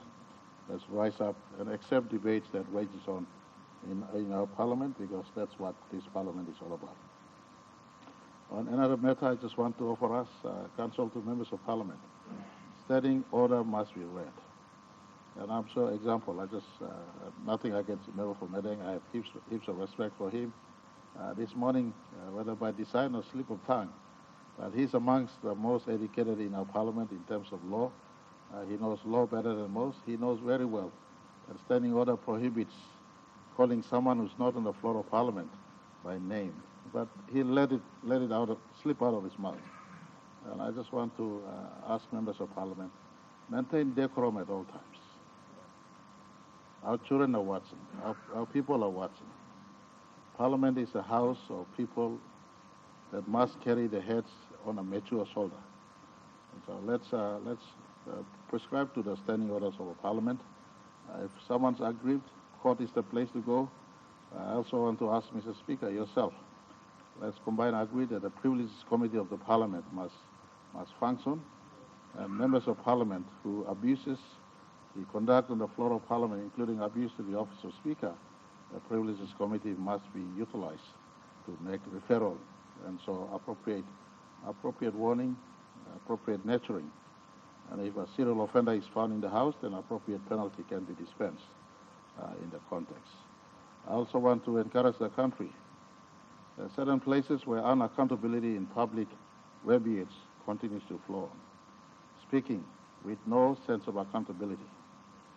You look at U.S., there are more murder happening in New York City at night than the entire country of PNG in a day, in a year. 4 murders on average at New York City at night. That the #1 business capital of the world, New York City, 4 murders on average at night. But the U.S. media don't go around every now and then promoting the city as a city that murder is happening. Of course, they run the story in terms of free media, but they run it at back page, second page, mid page. So I just want the country at our 50th to take responsibility of our country. If there is an offense being created by someone in our country, you stand up on the floor of Parliament, you speak on it, but don't just let it waste on the floor of Parliament. Be man enough, submit the report to police, to Ombudsman Commission, to ICAC, and to relevant authorities. In the instance of corruption right now, and I want to commend Police Commissioner, under Police Minister, without tampering on the process of appointment, but because of familiar complaints, we decided that overseas person must head the fraud squad. And so today, right now, the anti-fraud squad in police is headed by someone recruited from Australia, if I'm not wrong. And so an international guy, overseas guy, works at the National Fraud Squad. Corruption must be reported. Don't just come to the floor or don't participate in Facebook for those who use Facebook or WhatsApp with no follow-through. Be man enough. If you launch, if you see corruption, write your name behind the complaint, not just reporting on Facebook. Write your name behind the complaint, not just advocating here in Parliament because there's a TV watching you. Write your name behind that complaint. Take it to police. If the police has not responded in a week, follow up again next week. Follow up again following week. Eventually, something will get through. And so I just want to advise every one of us, whether it's corruption or everyday complaint, stand behind. Be man enough, stand behind your complaint. Put your name through the complaint. Police, fraud squad, Ombudsman Commission, ICAC, for whatever it is worth. We now, the commissioner and the 2 deputies were fighting amongst themselves. The ICAC Appointments Committee, every step, the Transparency International stood with us to go through to make sure that their own complaints were investigated, but the ICAC as an institution functions on. And I just want to advise every one of us, talking on Parliament is one thing, but stand behind your issues, put your name behind it, and let's prosecute any complaints being laid. Well, if it is properly prosecuted, if the right evidence attached, I am 100% certain that eventually the complaint will see light at the end of the tunnel. So let's not just use public spaces for waste and for just airing off. Let's process this through the proper channels, and I want to dedicate to this House. The fraud squad is now led by someone from outside of our country.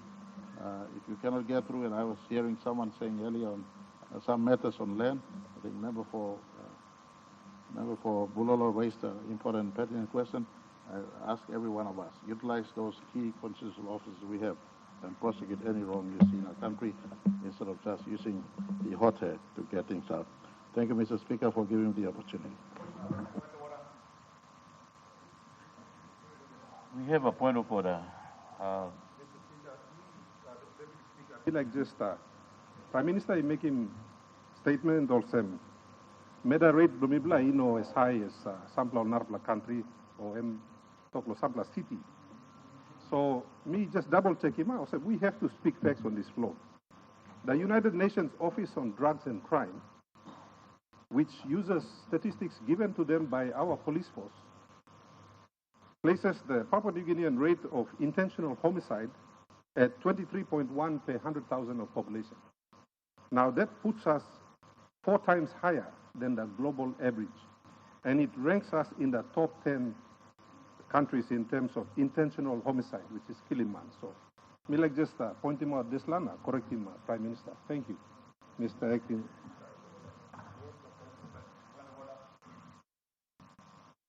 Honorable Member for Medeng, what is your point of order? It'll be brief, Deputy Speaker. Just in response, I allowed the Prime Minister to finish his speech, his statement on grievance debate, but he made reference to me in relation to standing orders. So I think it's important that if you want to correct standing orders, then you quote the provision. Now, there, I just checked the standing orders, and there's nothing in there that says that you cannot state a name.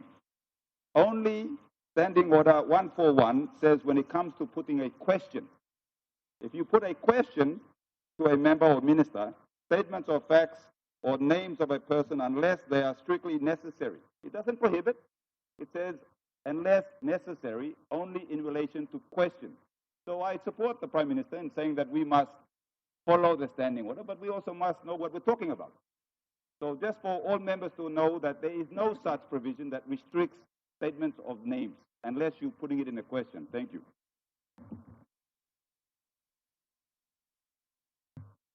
The Honorable Governor for West New Britain. Speaker. Deputy Speaker, I just want to touch base some of the challenges which we face at provincial level. I believe it's the same challenges everybody would be facing. I'm sure the good treasurer will be releasing the reports of, we may have to make it mandatory for releasing quarterly release of the functional grants. Deputy Speaker, it's called functional grant because without that, you cannot function. I'm thankful, yes, PSIP, DSIP is coming, it's paid almost up to 8-9 million kina, that's like 80-90%. Whereas when it comes to functional grant, which actually looks after education, health, law and order, infrastructure, transport infrastructure, lands, land justice, village court, and all these things, so far we have received like 48%. And we are now already in end of October towards end of the year. This is always happens like maybe right at the end of December or the following year, you might get the balance. This creates a lot of uncertainty, Mr. Deputy Speaker. This also allows these public servants, hoping that this money is coming and they keep going and, borrowing money and creating denows and keep accumulating. And the most importantly, Deputy Speaker, one of that funding out of this, for example, West New Britain has like 40 million kina as a functional grant per annum. Education alone gets around 10 to 12 million kina. And that includes teachers' leave pay too. That year in, year out, we could not pay properly the teachers' leave pay, which they are entitled. And even some of those teachers teaching in a remote area, they are also not paid. And we have an accumulation of almost over 40 million kina to sort out teaching. And this is one of the most noble job and people working, really in a rural area where they are not looked after. And then how do we really expect that these teachers, be peaceful and deliver or look after our children, educating our children? Mr. Deputy Speaker, West New Britain is one of the most, vibrant, most vibrant economy in terms of contribution from agriculture, in terms of tourism, in terms of logging activities, in terms of fisheries, and all these activities, contribute. And this is right time. Prime Minister promised, and Prime Minister even told me, just go and work on the paper. You can take over PNG Power. Mr. Deputy Speaker, I'm not lying. Just for my business alone, just last month I paid 55,800 kina just to buy diesel only. From January until now, a small business, like a retail business, spent over 600,000 kina just to buy diesel only. Of course, now and then we receive some requests for, even from PNG Power, say we only have 800 liters and all those things. How do we really run business? How do we really look after, the institutional facilities and all those things when we face all these challenges? And I thank Prime Minister, and I want him to be really confident and, to decentralize these functions. Even for that matter, police is looked after by the province. To date, we really do not know what exactly they get. They come to us for fuel. They come to us even for, this is another shameful thing. We should not allow police to go and beg members of parliament, to buy their weapons, buy their uniforms and all those things. This is where then whoever the parliament MP buying their weapons, they will be going behind them, giving them protection, moving around and all those things. I can't remember taking police to go to Kendrian or Gloucester, any remotest part of our province, But police depend on the members of parliament to buy. This is a shameful thing. Why remove that 1 million from that law and order, SIP, DSIP, PSIP? Give it to them, buy the weapons by themselves or buy whatever things needed. We paid 1 million kina even for them to buy vehicles. To date, we have not received our vehicles. This I paid, I think, about 2 years ago or 3 years ago. This is for kina to kina funding program, hoping that we can receive like 10 vehicles because we contributed 1 million kina. Mr. Deputy Speaker, this is the right time, 50 years on. We cannot treat province. Gone are the days where you think that, oh, okay, if this province grow, they are going to ask for independence. That's a rubbish thinking. It's absurd. It's not really practical. It's like just a blind excuse to have power and control in Waigani, and then we governors go and beg, and we can't even see a secretary. Only during parliament question we feel little bit powerful because you can ask some questions. Once you're out of parliament, you're nobody. You just go and wait for appointment for secretary. Sorry, I don't want to call it ethnicity. A contractor can sit and talk to certain secretary, and you'll be waiting patiently outside for your turn to come. That is the reality. That is the reality, Mr. Deputy Speaker. This is the right time. We should treat every province as one economy. Even if two province grows, if two province grows economically, the whole country grows. We keep trying to compare, Bougainville. Bougainville is a different issue. It's not just 1 or 2 years issue. This is more than 30 years issue. The Constitution doesn't talk about, any other province except Bougainville. So we should treat provinces as a state within the state, like how Queensland state is treated by Canberra, or how New South Wales, or it's a state government system. I'm even surprised. India has the same system. I thought India come up with that system. India adopted that system from Australia, the Australian government system. And that's where you can see the growth, the economic growth. Provinces where the real people are there, provinces where the real activities are there. Port Moresby is not Papua New Guinea, with due respect to Governor NCD. But the real province, real Papua New Guinea is in the village, in the provinces. When we empower the provinces, then the country automatically empowers. Yeah, why do we have to suffer every time hearing the same complaint about poor roads, poor police operations, all those kind of challenges? If provinces are empowered, give the power to us, we look after. If there is no power, then we'll take the blame. Give the water. If there is no water, then we will take the blame. We are more than happy to take. And again, we can make PNG power tomorrow total and by profitable, just by releasing these key centers. These are loss-making centers anyway. Timbe, Kevieng, Alata, Vivek, even the Western Province. Why would we make the company suffer? Just release those things to the respective provinces. And I really want Prime Minister to stick to that promise of decentralizing some of these powers, because even the police should be decentralized. Because anyway, 90% of their survival depends on each province and district where they are operating. Because it is in our interest to make sure we fund the police, because without them, then we can't bring peace, or we can't manage the law and order situation, within the province. Deputy Speaker, a lot of commitments made. We as a leader, we have to honor our words with our actions. I'm very worried. Like 2015, when the former Prime Minister was there, we all happily went to India. The Indian government agreed for $100 million to attend to these two roads, Hoskins to Kimbe Road, and then this Bayer to Medang Road. To date, nothing has happened. And this is a long, and when I went to Kokopo last week, I thanked the government, for doing that 4-lane road. It's really important. Every province, at least the 5 or 10 kilometers of, the approach to the main capital, we should have. Even Kimbe, Deputy Speaker, you can't believe, when I drive 7 o'clock wanting to go to airport, I can't take over because I got 20 cars in the front and another 20 cars coming this way. And I'm real big struggle. We were promised this 4-lane road. Kimbe is no less than any other province which are currently having all those 4-lane roads. And it was like promise. We should not be keep promising and, having too many unfulfilled promises. Likewise, our hospital too. I think, suppose you give him, maybe I'll resign. Maybe after end of this term, suppose you work him start here, maybe I'll retire. Now, I can give assurance also. You going to complete this 4-lane road in a hospital, okay, me retire. So you can kiss him, member na easy. Suppose people no make him, then me ba continue to stand up, na me ba continue to follow up this. I think good plan Rausimila parliament here, and good plan you go na making this work. 4-lane na this hospital. I think because these are promise which we made to people in public So we need to restore, the trust between government and our people. We need to maintain this fiscal discipline. Treasurer, please release him. Release him one kind money amigolo. Each district na one kind money amigolo. Each province yeah. And put him a 2-page advertisement, a 3-page advertisement. You may look him so that got complain also Musati Musati no kisim. Some time he play no. Mr. Speaker, the irony is order.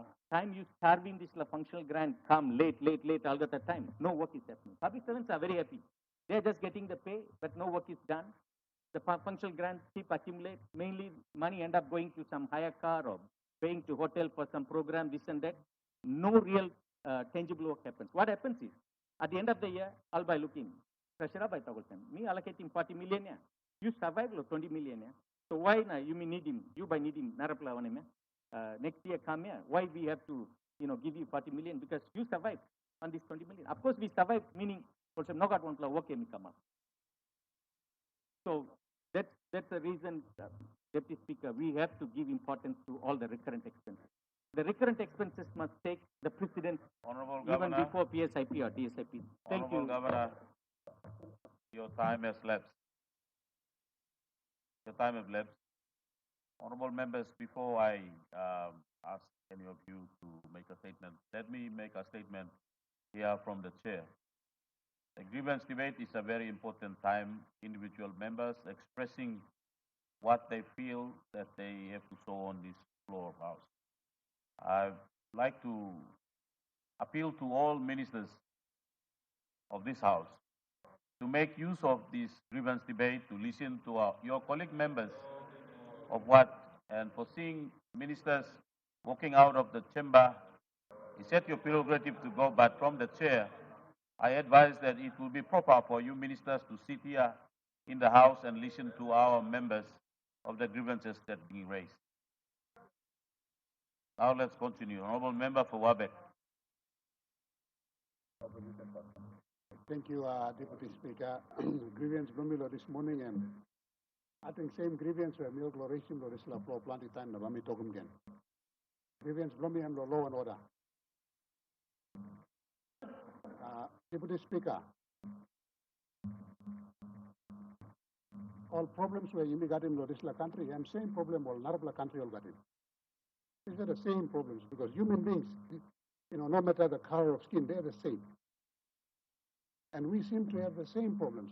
The thing that, fails my understanding is that why can't the law enforcement agencies, particularly the police department, unfortunately the police minister is not there to listen to this grievance, but why can't they simply look at studies that are done in other countries and see the recommendations being made? They're the same recommendations being carried out worldwide. Now, law and order, every man committing, all animals, place committing, they're human beings who are committing those crimes, and they live in homes and they come from societies. Deputy Speaker, everywhere in the world, there's evidence, overwhelming evidence that show that if you start to arrest people, then you will have deterrence. Now, if you look at all the social media and videos floating around the place, now people from the villages are, holding their firearms and flaunting and getting pictures with our security forces. If I'm the Minister for Police or the Minister for Defense, I will arrest that particular law enforcement officer who's there taking photos with his people in the village because he's actually partaking in that and promoting those behaviors. Deputy Speaker, it's not a joke anymore, Some of you live in those, flashy hotels and fly in and out of Australia, and you don't live in your villages, so you don't know what's happening in your villages. You think Papua New Guinea is Australia, Brisbane, or the casinos in Sydney. You people have to go to your villages. You people have floated around those malls, some like in Tycoon or US now. You people have looked somewhere, when something come up, place. I hear some of you mentioning Bula. I think Fiji is your country. Papua New Guinea is no longer your country. You know, this is a problem. Some of you think that when I started raising this issue, you could talk about the Memblong Enga or Memblong Hela, or, you know, those, trouble fight infested areas. But no. You know, in any illness, the weakest area is the first one that shows symptoms of illness.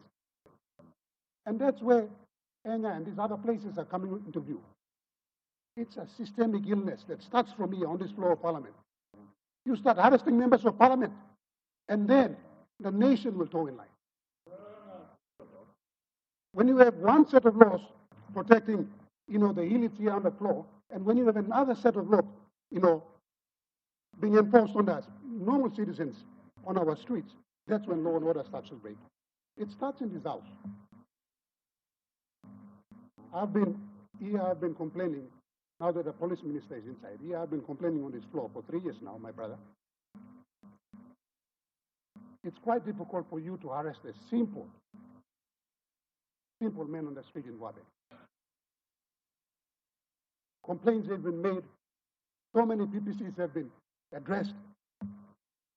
I don't know what set of criteria you use to, performance appraise your PPCs in your own provinces. I think the most important one should be the rate of arrest.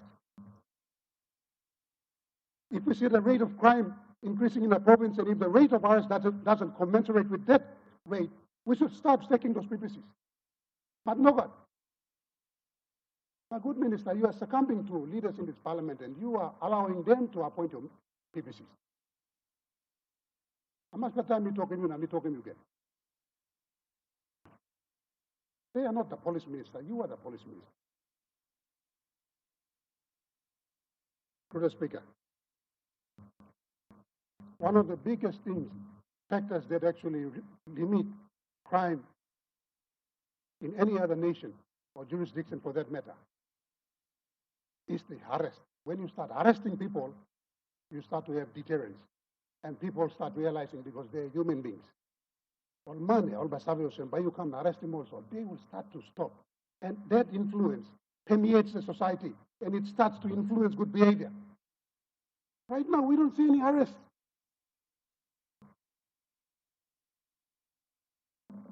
How you may expecting law and order to thrive in country from here? Please. The fundamental role of a government is to protect its citizens.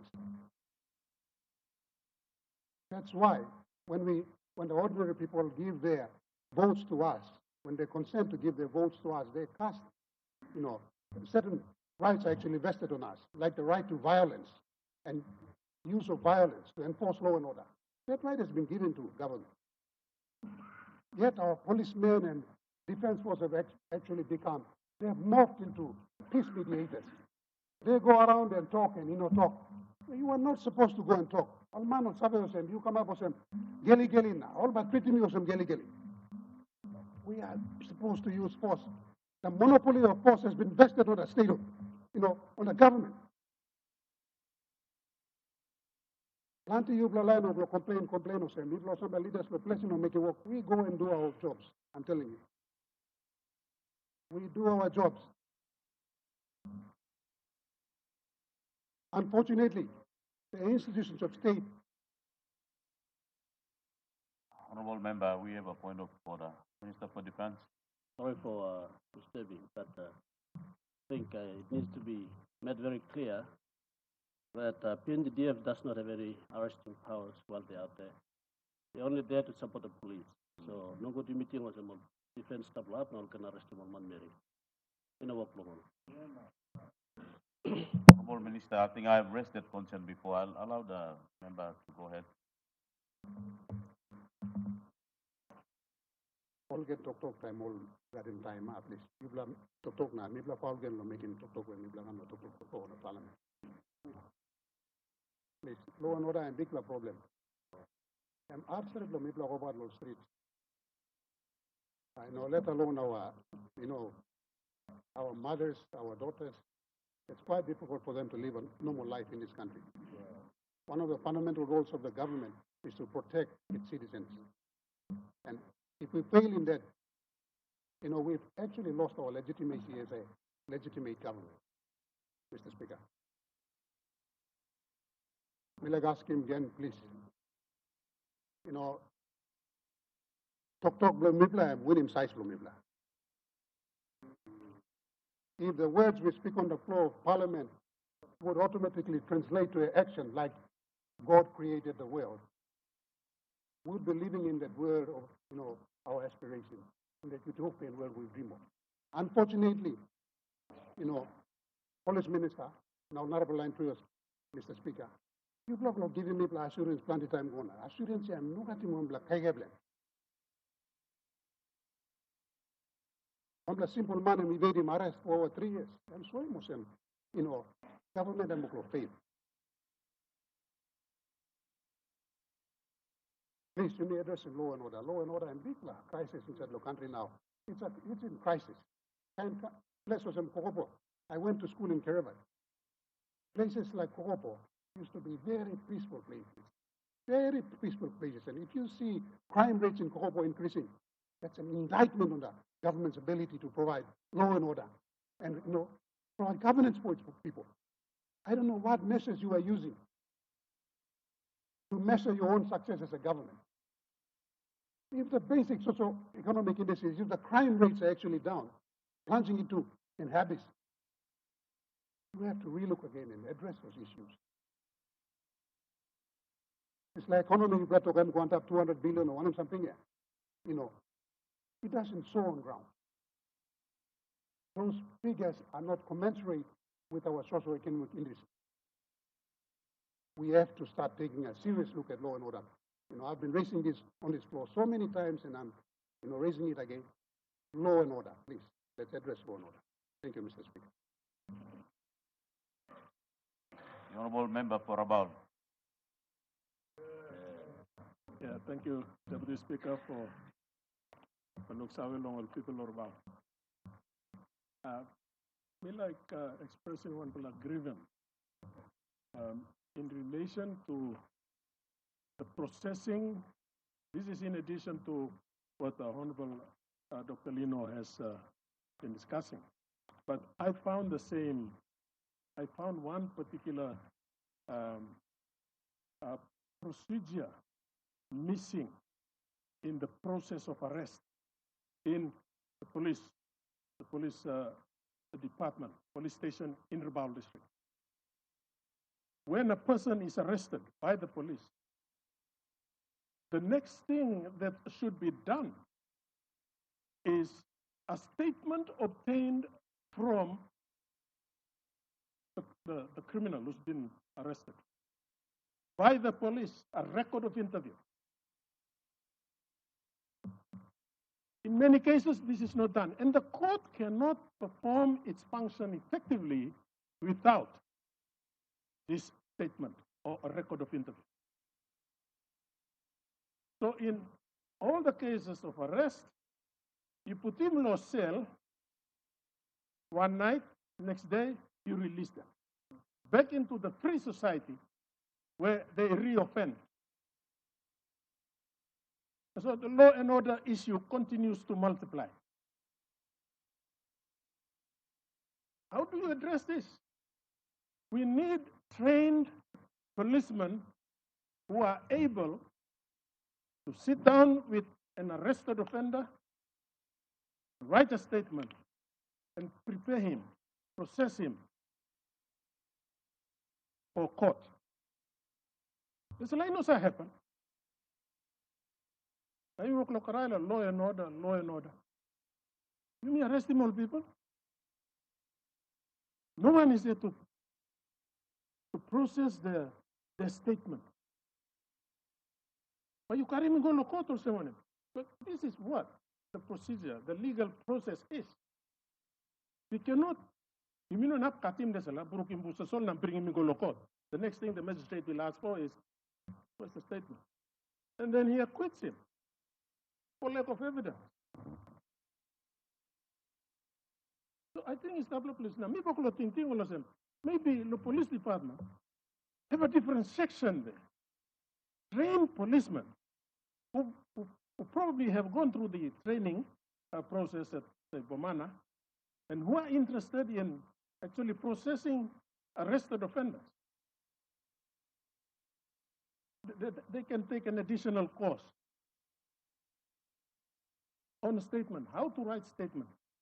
So when you, because in law, and that's what the courts look for, when a person is arrested and charged with a particular offense,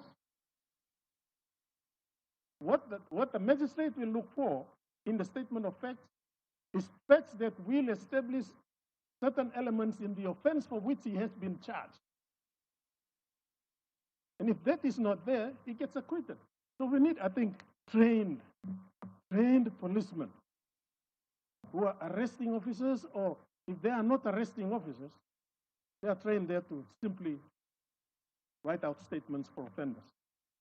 I suppose it's a lot, only no working, me talking, you all members, honorable members, we can talk about law and order, and police arresting offenders. There's a lot in Australia, and we'll keep talking about offenders being set free, back into the free society, reoffending, and the law and order situation just continues to escalate. As a legally point, that's all me like expressing. It's my grievance. It has been my grievance for my district, and now me expressing on the floor of this parliament, and hopefully, Honorable Police Minister will look into it. Thank you, Mr. Deputy Speaker. The Honorable Governor for Iwaka.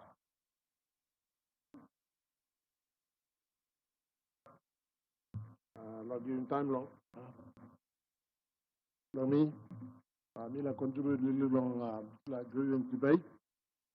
But before I do that, I feel like passing big lots of sorry on behalf of people of Juaga.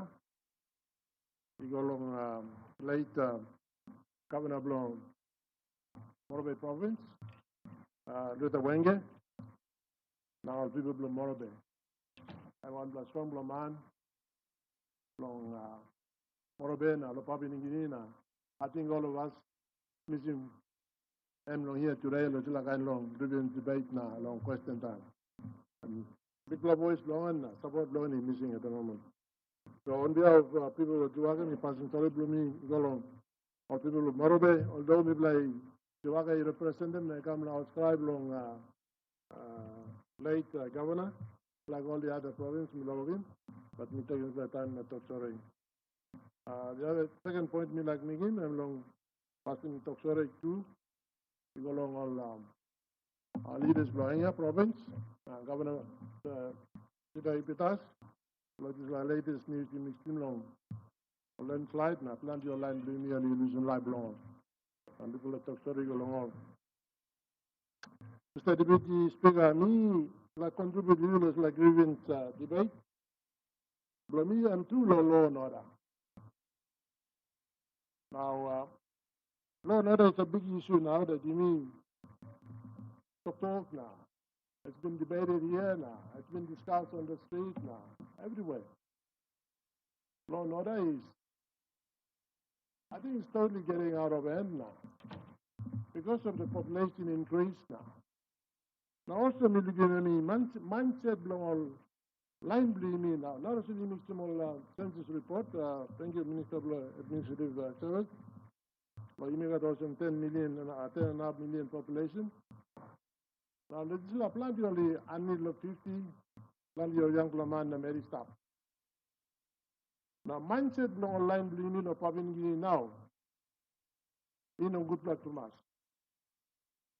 That's why meeting was saying you make a plenty of law and other issue. Now how are we going to address this? Plenty of money sour now. Plenty of money sour now. All educated, some half educated, also. But mindset blooming and good luck to us. Me myself, I come from a very old generation. Because school at time of colonial days. As I speak now, I think me one of the oldest person in the parliament at the moment. For time Blamil on colonial days, all Papua New Guineans were very humble now, understanding now, respecting for one another. Simple things like so good morning or hello to one another, even if you didn't know where you come from or or one in village, or one in province, and they come. When you see somebody on the street, and you just say, good morning, or good afternoon, or kind of thing. These simple things, greetings, are not happening right at the moment. We are really losing track of our own identity. Although we say you need public and stuff, you need mix about the going on. What's now? Law and order issue will increase. Mira na rin lang ako sa tok-tok. Sa deputy speaker, but mila tok-tok lo issue long law and order, particularly lo main road blaming. Ani lo good law, leadership long, Prime Minister, Rapena, Rosa government, ini work in this land, good law long, connecting PNG na, plenty good law already come up. I think plenty will start before, and now new law already come up, now some more by come up. It's good for our country, it's good for our people. So be connecting one another, access to all the business activities, access to community, all those things will benefit us. Now you got some all the islands or main road stuff. The biggest main road now is the Highlands Highway. Now you got plenty of Narbla Highway too, also Militano, Maggie Highway, Bulimski along Keviang, Civic Highway.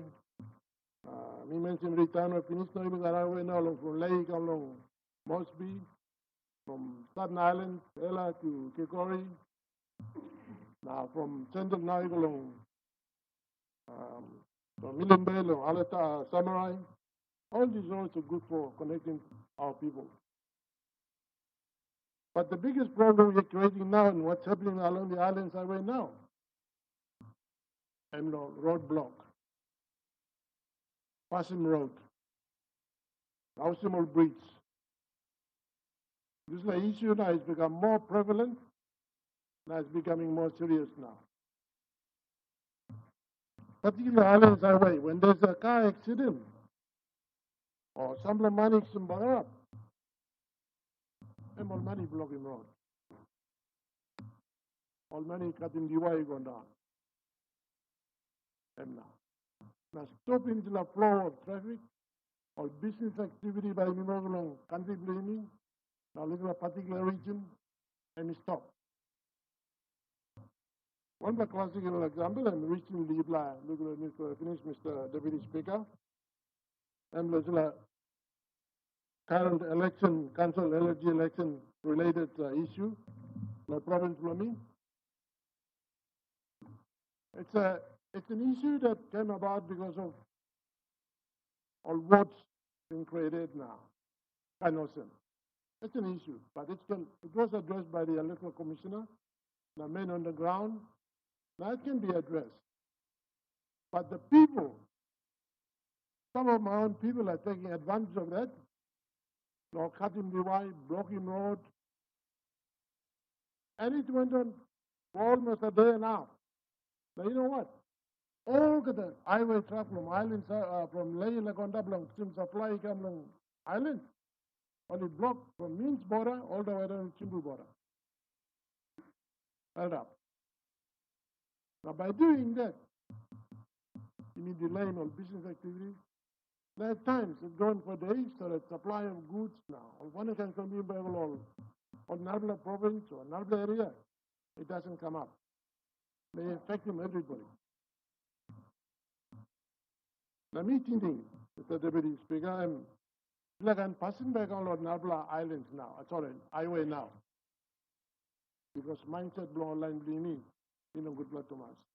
All young blood generation blaming. They've got no respect for law and order. Okay. Please, Minister, stop. Mr. Please, you work in plenty work. I'm talking about police.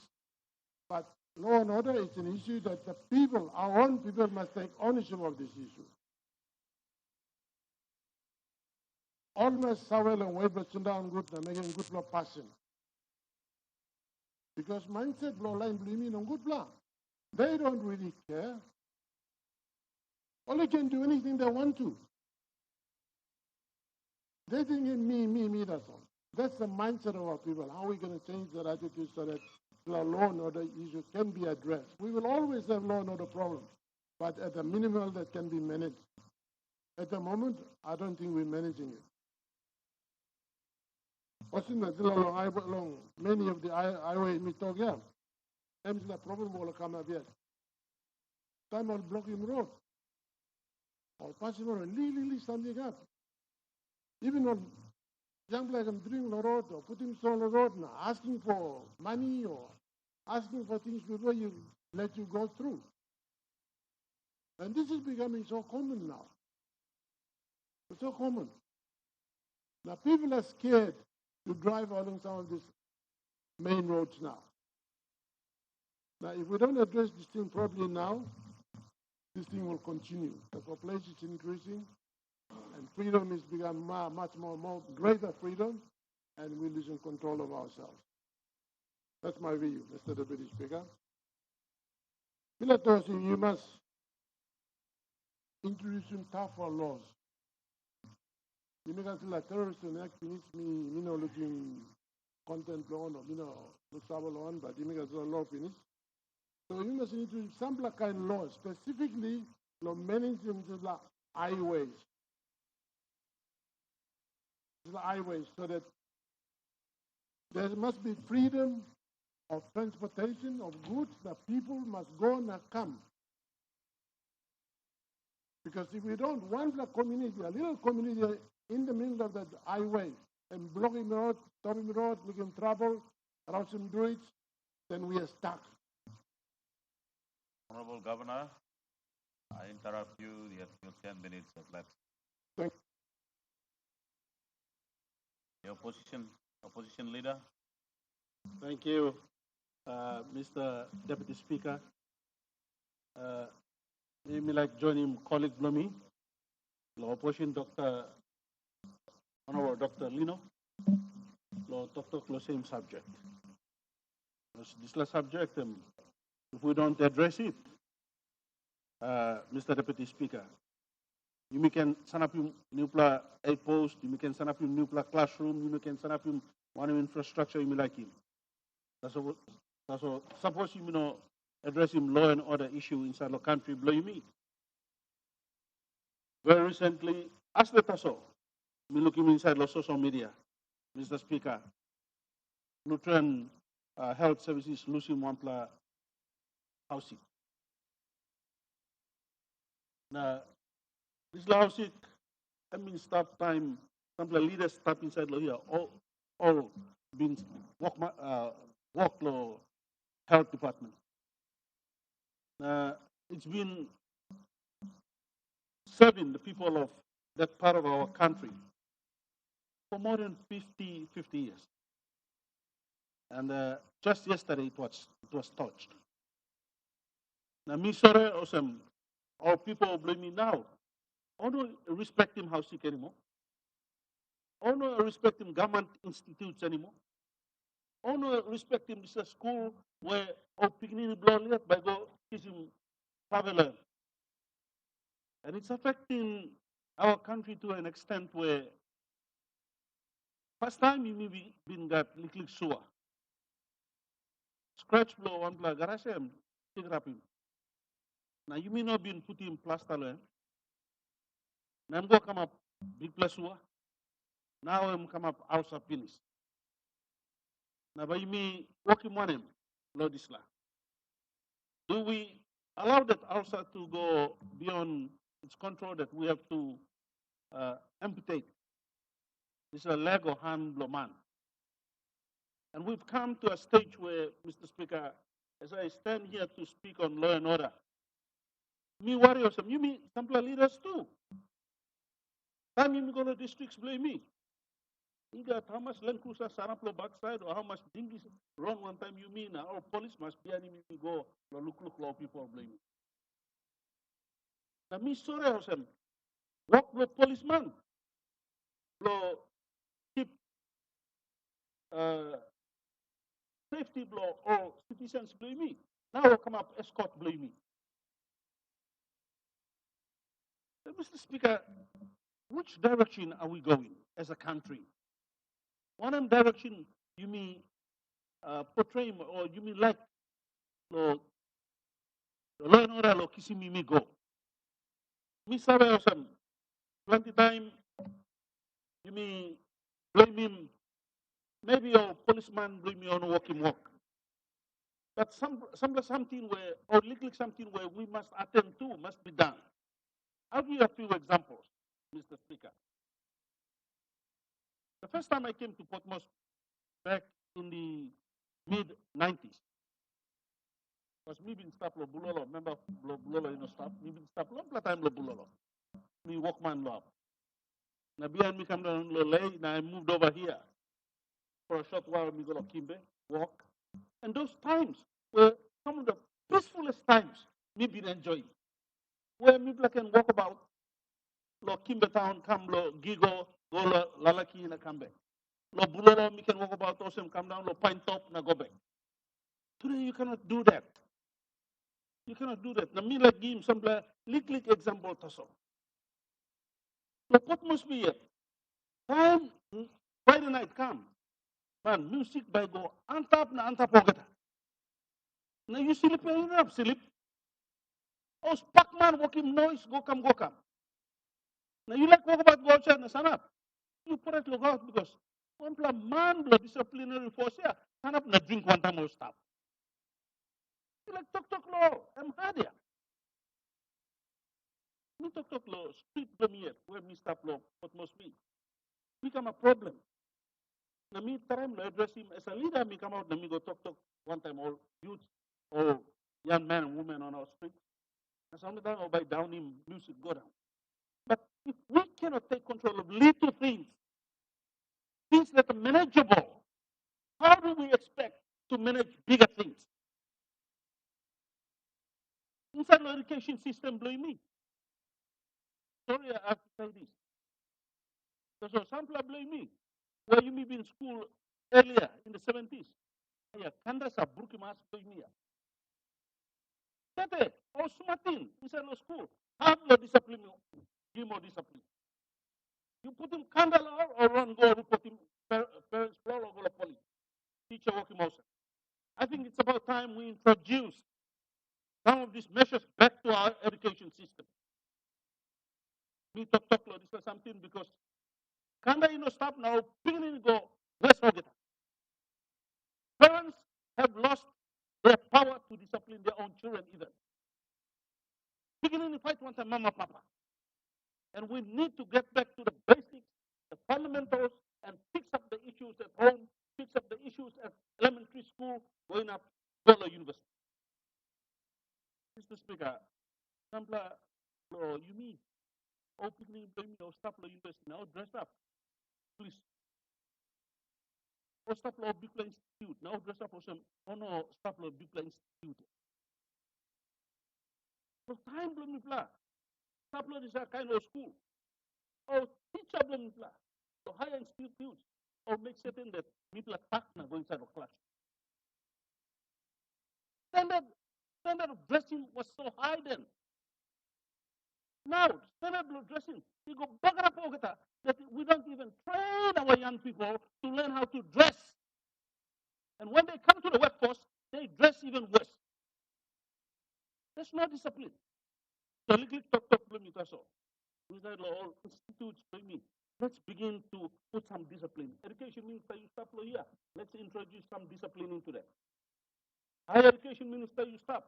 Let's put some discipline into that. Or disciplinary forces blame me. Minister are working good work. Times are hard. They struggle with resources, but they need to discipline themselves in dressing. How or conducting all yet. And Mr. Speaker, final one from me. You walk about go to speech to Port Moresby. The last two minutes from me. Mr. Speaker, and your man, or carry knife around and stop or some you may stop the place. You may have to walk about Goran Logorens market now you may looking man holding bush knife. Somebody must put his feet down and walk the streets of Port Moresby in a talk. Who's that man holding bush knife? Mipla by locking you. Port Moresby a big place for all man of Papua New Guinea. The world. If we start disciplining our people here in Port Moresby, not talking about you hold him screwdriver, me locking you. You hold him knife, me locking you. You hold him push knife to a public place. You're going to fight about the city. We'll deal with you. So that, or fight your settlement. You may go stop him fight, then you come back and think that it's over. I agree with the minister. We have, sorry, my colleague, Dr. Lino, that we have to begin to arrest people. Seriously. We do not arrest people, and you may not put them all inside the calaboose. Issues will continue. I think we have sufficient laws. You may create plenty laws inside the house. You may come up one time terrorism bill. What are we creating laws for? You may creating law, empowering one month that's all, one institute only? Or do we create those laws so that they use those laws for the benefit of our citizens and the people of Papua New Guinea? Thank you, Mr.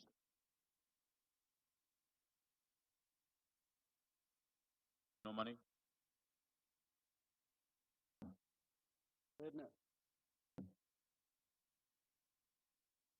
I take you from what the Prime Minister just recently said in response to a point of order raised by the good member for Madang. Rather, continuous point of order with regards to us members of Parliament having to maintain the proper decorum and the need to observe privilege in this honorable house. Mr. Deputy Speaker, I rise particularly to raise a matter of privilege relating to the conduct of Parliament proceedings yesterday,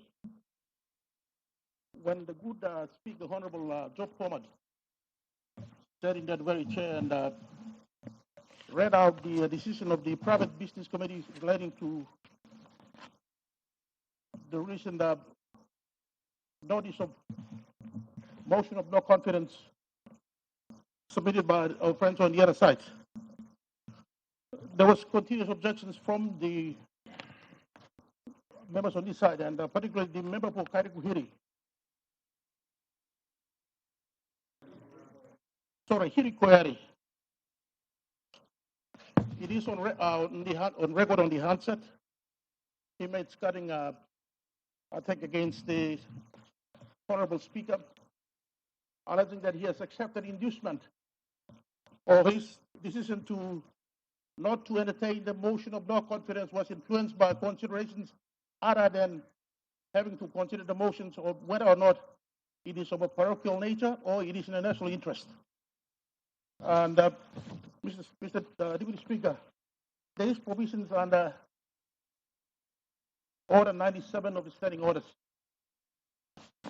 that allows for a member of Parliament, like in this case, to raise the matter of privilege to you as the Speaker sitting on the chair, for the Honorable Kiridu to be referred to the Privilege Committee of Parliament as to whether or not what he said yesterday is within the protection allowed by us members as Honorable member, we have a point of order. Honorable member. The good member for Karamenomane is referring to an exchange between myself and the chair in relation to statements made by the chair. So in alluding to it, I made reference to certain possibilities. Not scathing allegations. It's a scenario. Now, if you would address his mind to the context, then the good member will appreciate where I was coming from. Honorable member, I think the honorable member for Karamu is making a statement, and on the grievance debate on his statement, I would allow him to complete his statement. Thank you, Mr. Deputy Speaker. Perhaps for the record and for the convenience of the good members here, I think I read the relevant provisions of the standing orders, so you appreciate where I'm coming from. And it states, a member may rise at any time to speak upon a matter of privilege suddenly arising, and may on that occasion request the Speaker to refer the breach of privilege to which he complains to the Committee of Privilege. And this is exactly my point. I am raising that what the Buddha member for Karakuhiri said yesterday, said yesterday, is a breach of privilege, and it is within your power as the Speaker to refer it to the Privilege Committee. As to whether or not that breaches the Privilege Committee, it's a matter for the Privilege Committee to decide. Thank you. Thank you, Mr. Speaker.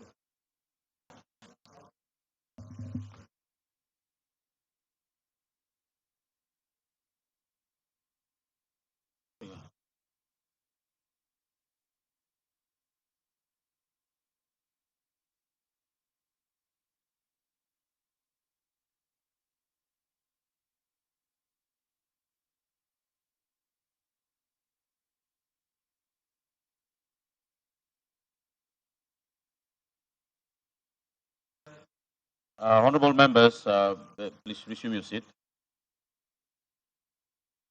I overheard from here to the honorable member for Karami Nomani is that the statement is to ask the chair that these honorable members named on to be referred to the Parliamentary Privilege Committee. Would that be correct? Mr. Speaker. There be seconder, if there be a seconder to this?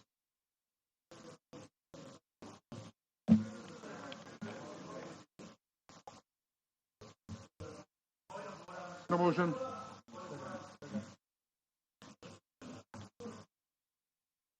Honorable member for Goroka, you seconded the motion. The honorable member for Suave, what's your point of order? Deputy Speaker, this is grievance debate. He's raised the grievance. He didn't even move that motion. And now you're trying to entertain it. Create a motion. Create a motion out of thin air.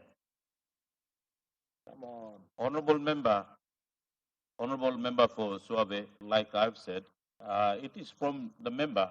I heard from him that he's asking the chair to move that the member be referred, and that's what I heard from what he said. So he already moved on that, and I've asked for seconder, and we have a seconder to this.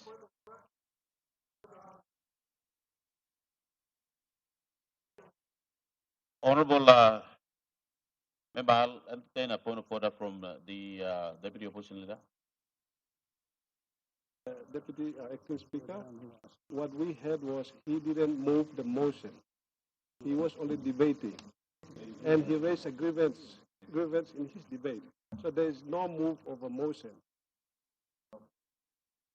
Honorable member, like I've said, I've asked, overheard from him, and I asked whether he'd be moving a motion, and he said, correct, he's moving a motion. And that it has been seconded.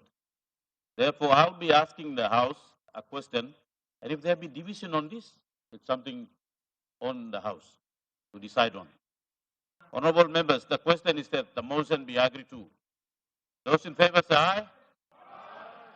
Those against say no.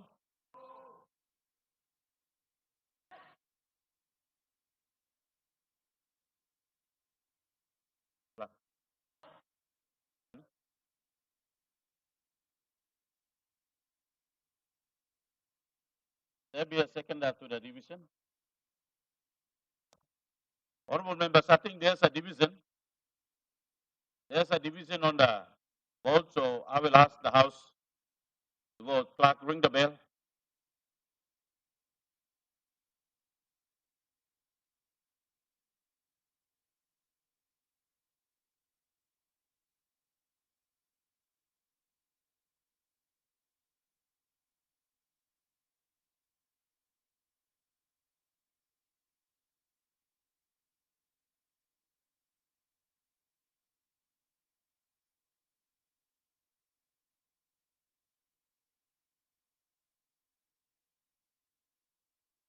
Honorable member, this is, I rule your point of order out of order. This is not in conjunction to what we have discussed. So that is out of order.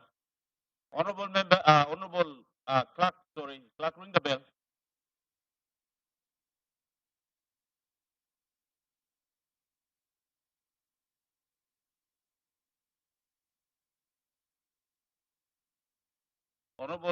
member, I've already ruled your point of order out of order.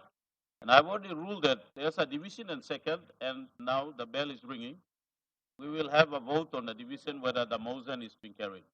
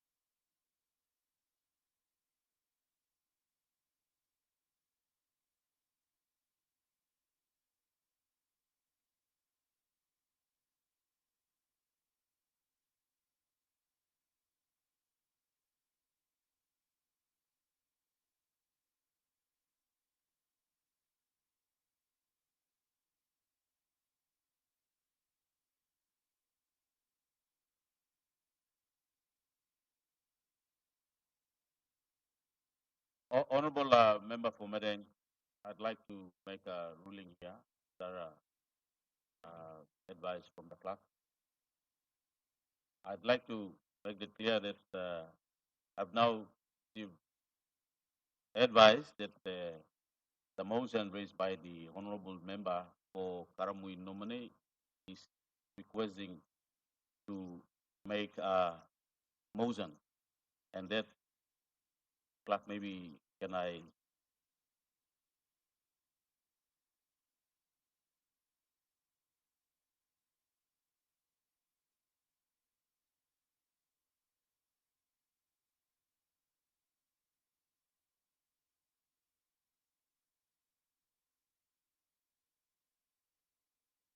the advice I got was the honorable member is requesting the chair that the matter be referred. Therefore, the speaker will make a ruling on this in the next sitting day. Therefore, in correction on this, I rule that the vote on the motion earlier will not be entertained. Thank you. Leader of Government Business. Mr. Speaker, I ask leave of Parliament to move a motion without notice. The question is that the motion be agreed to. Those in favor say aye. Those against say no. I have it. Honorable Leader of Government Business. Mr. Deputy Speaker, I move that the leave of absence be granted to Mr. John Rosso, Deputy Prime Minister, Lands, Immigration, Mr. Justin Chechenko, Minister for Foreign Affairs, for the duration of this meeting due to travel overseas. The question is that the motion be agreed to. Those in favor say aye. Those against say no. Ayes have it. Leader of Government Business.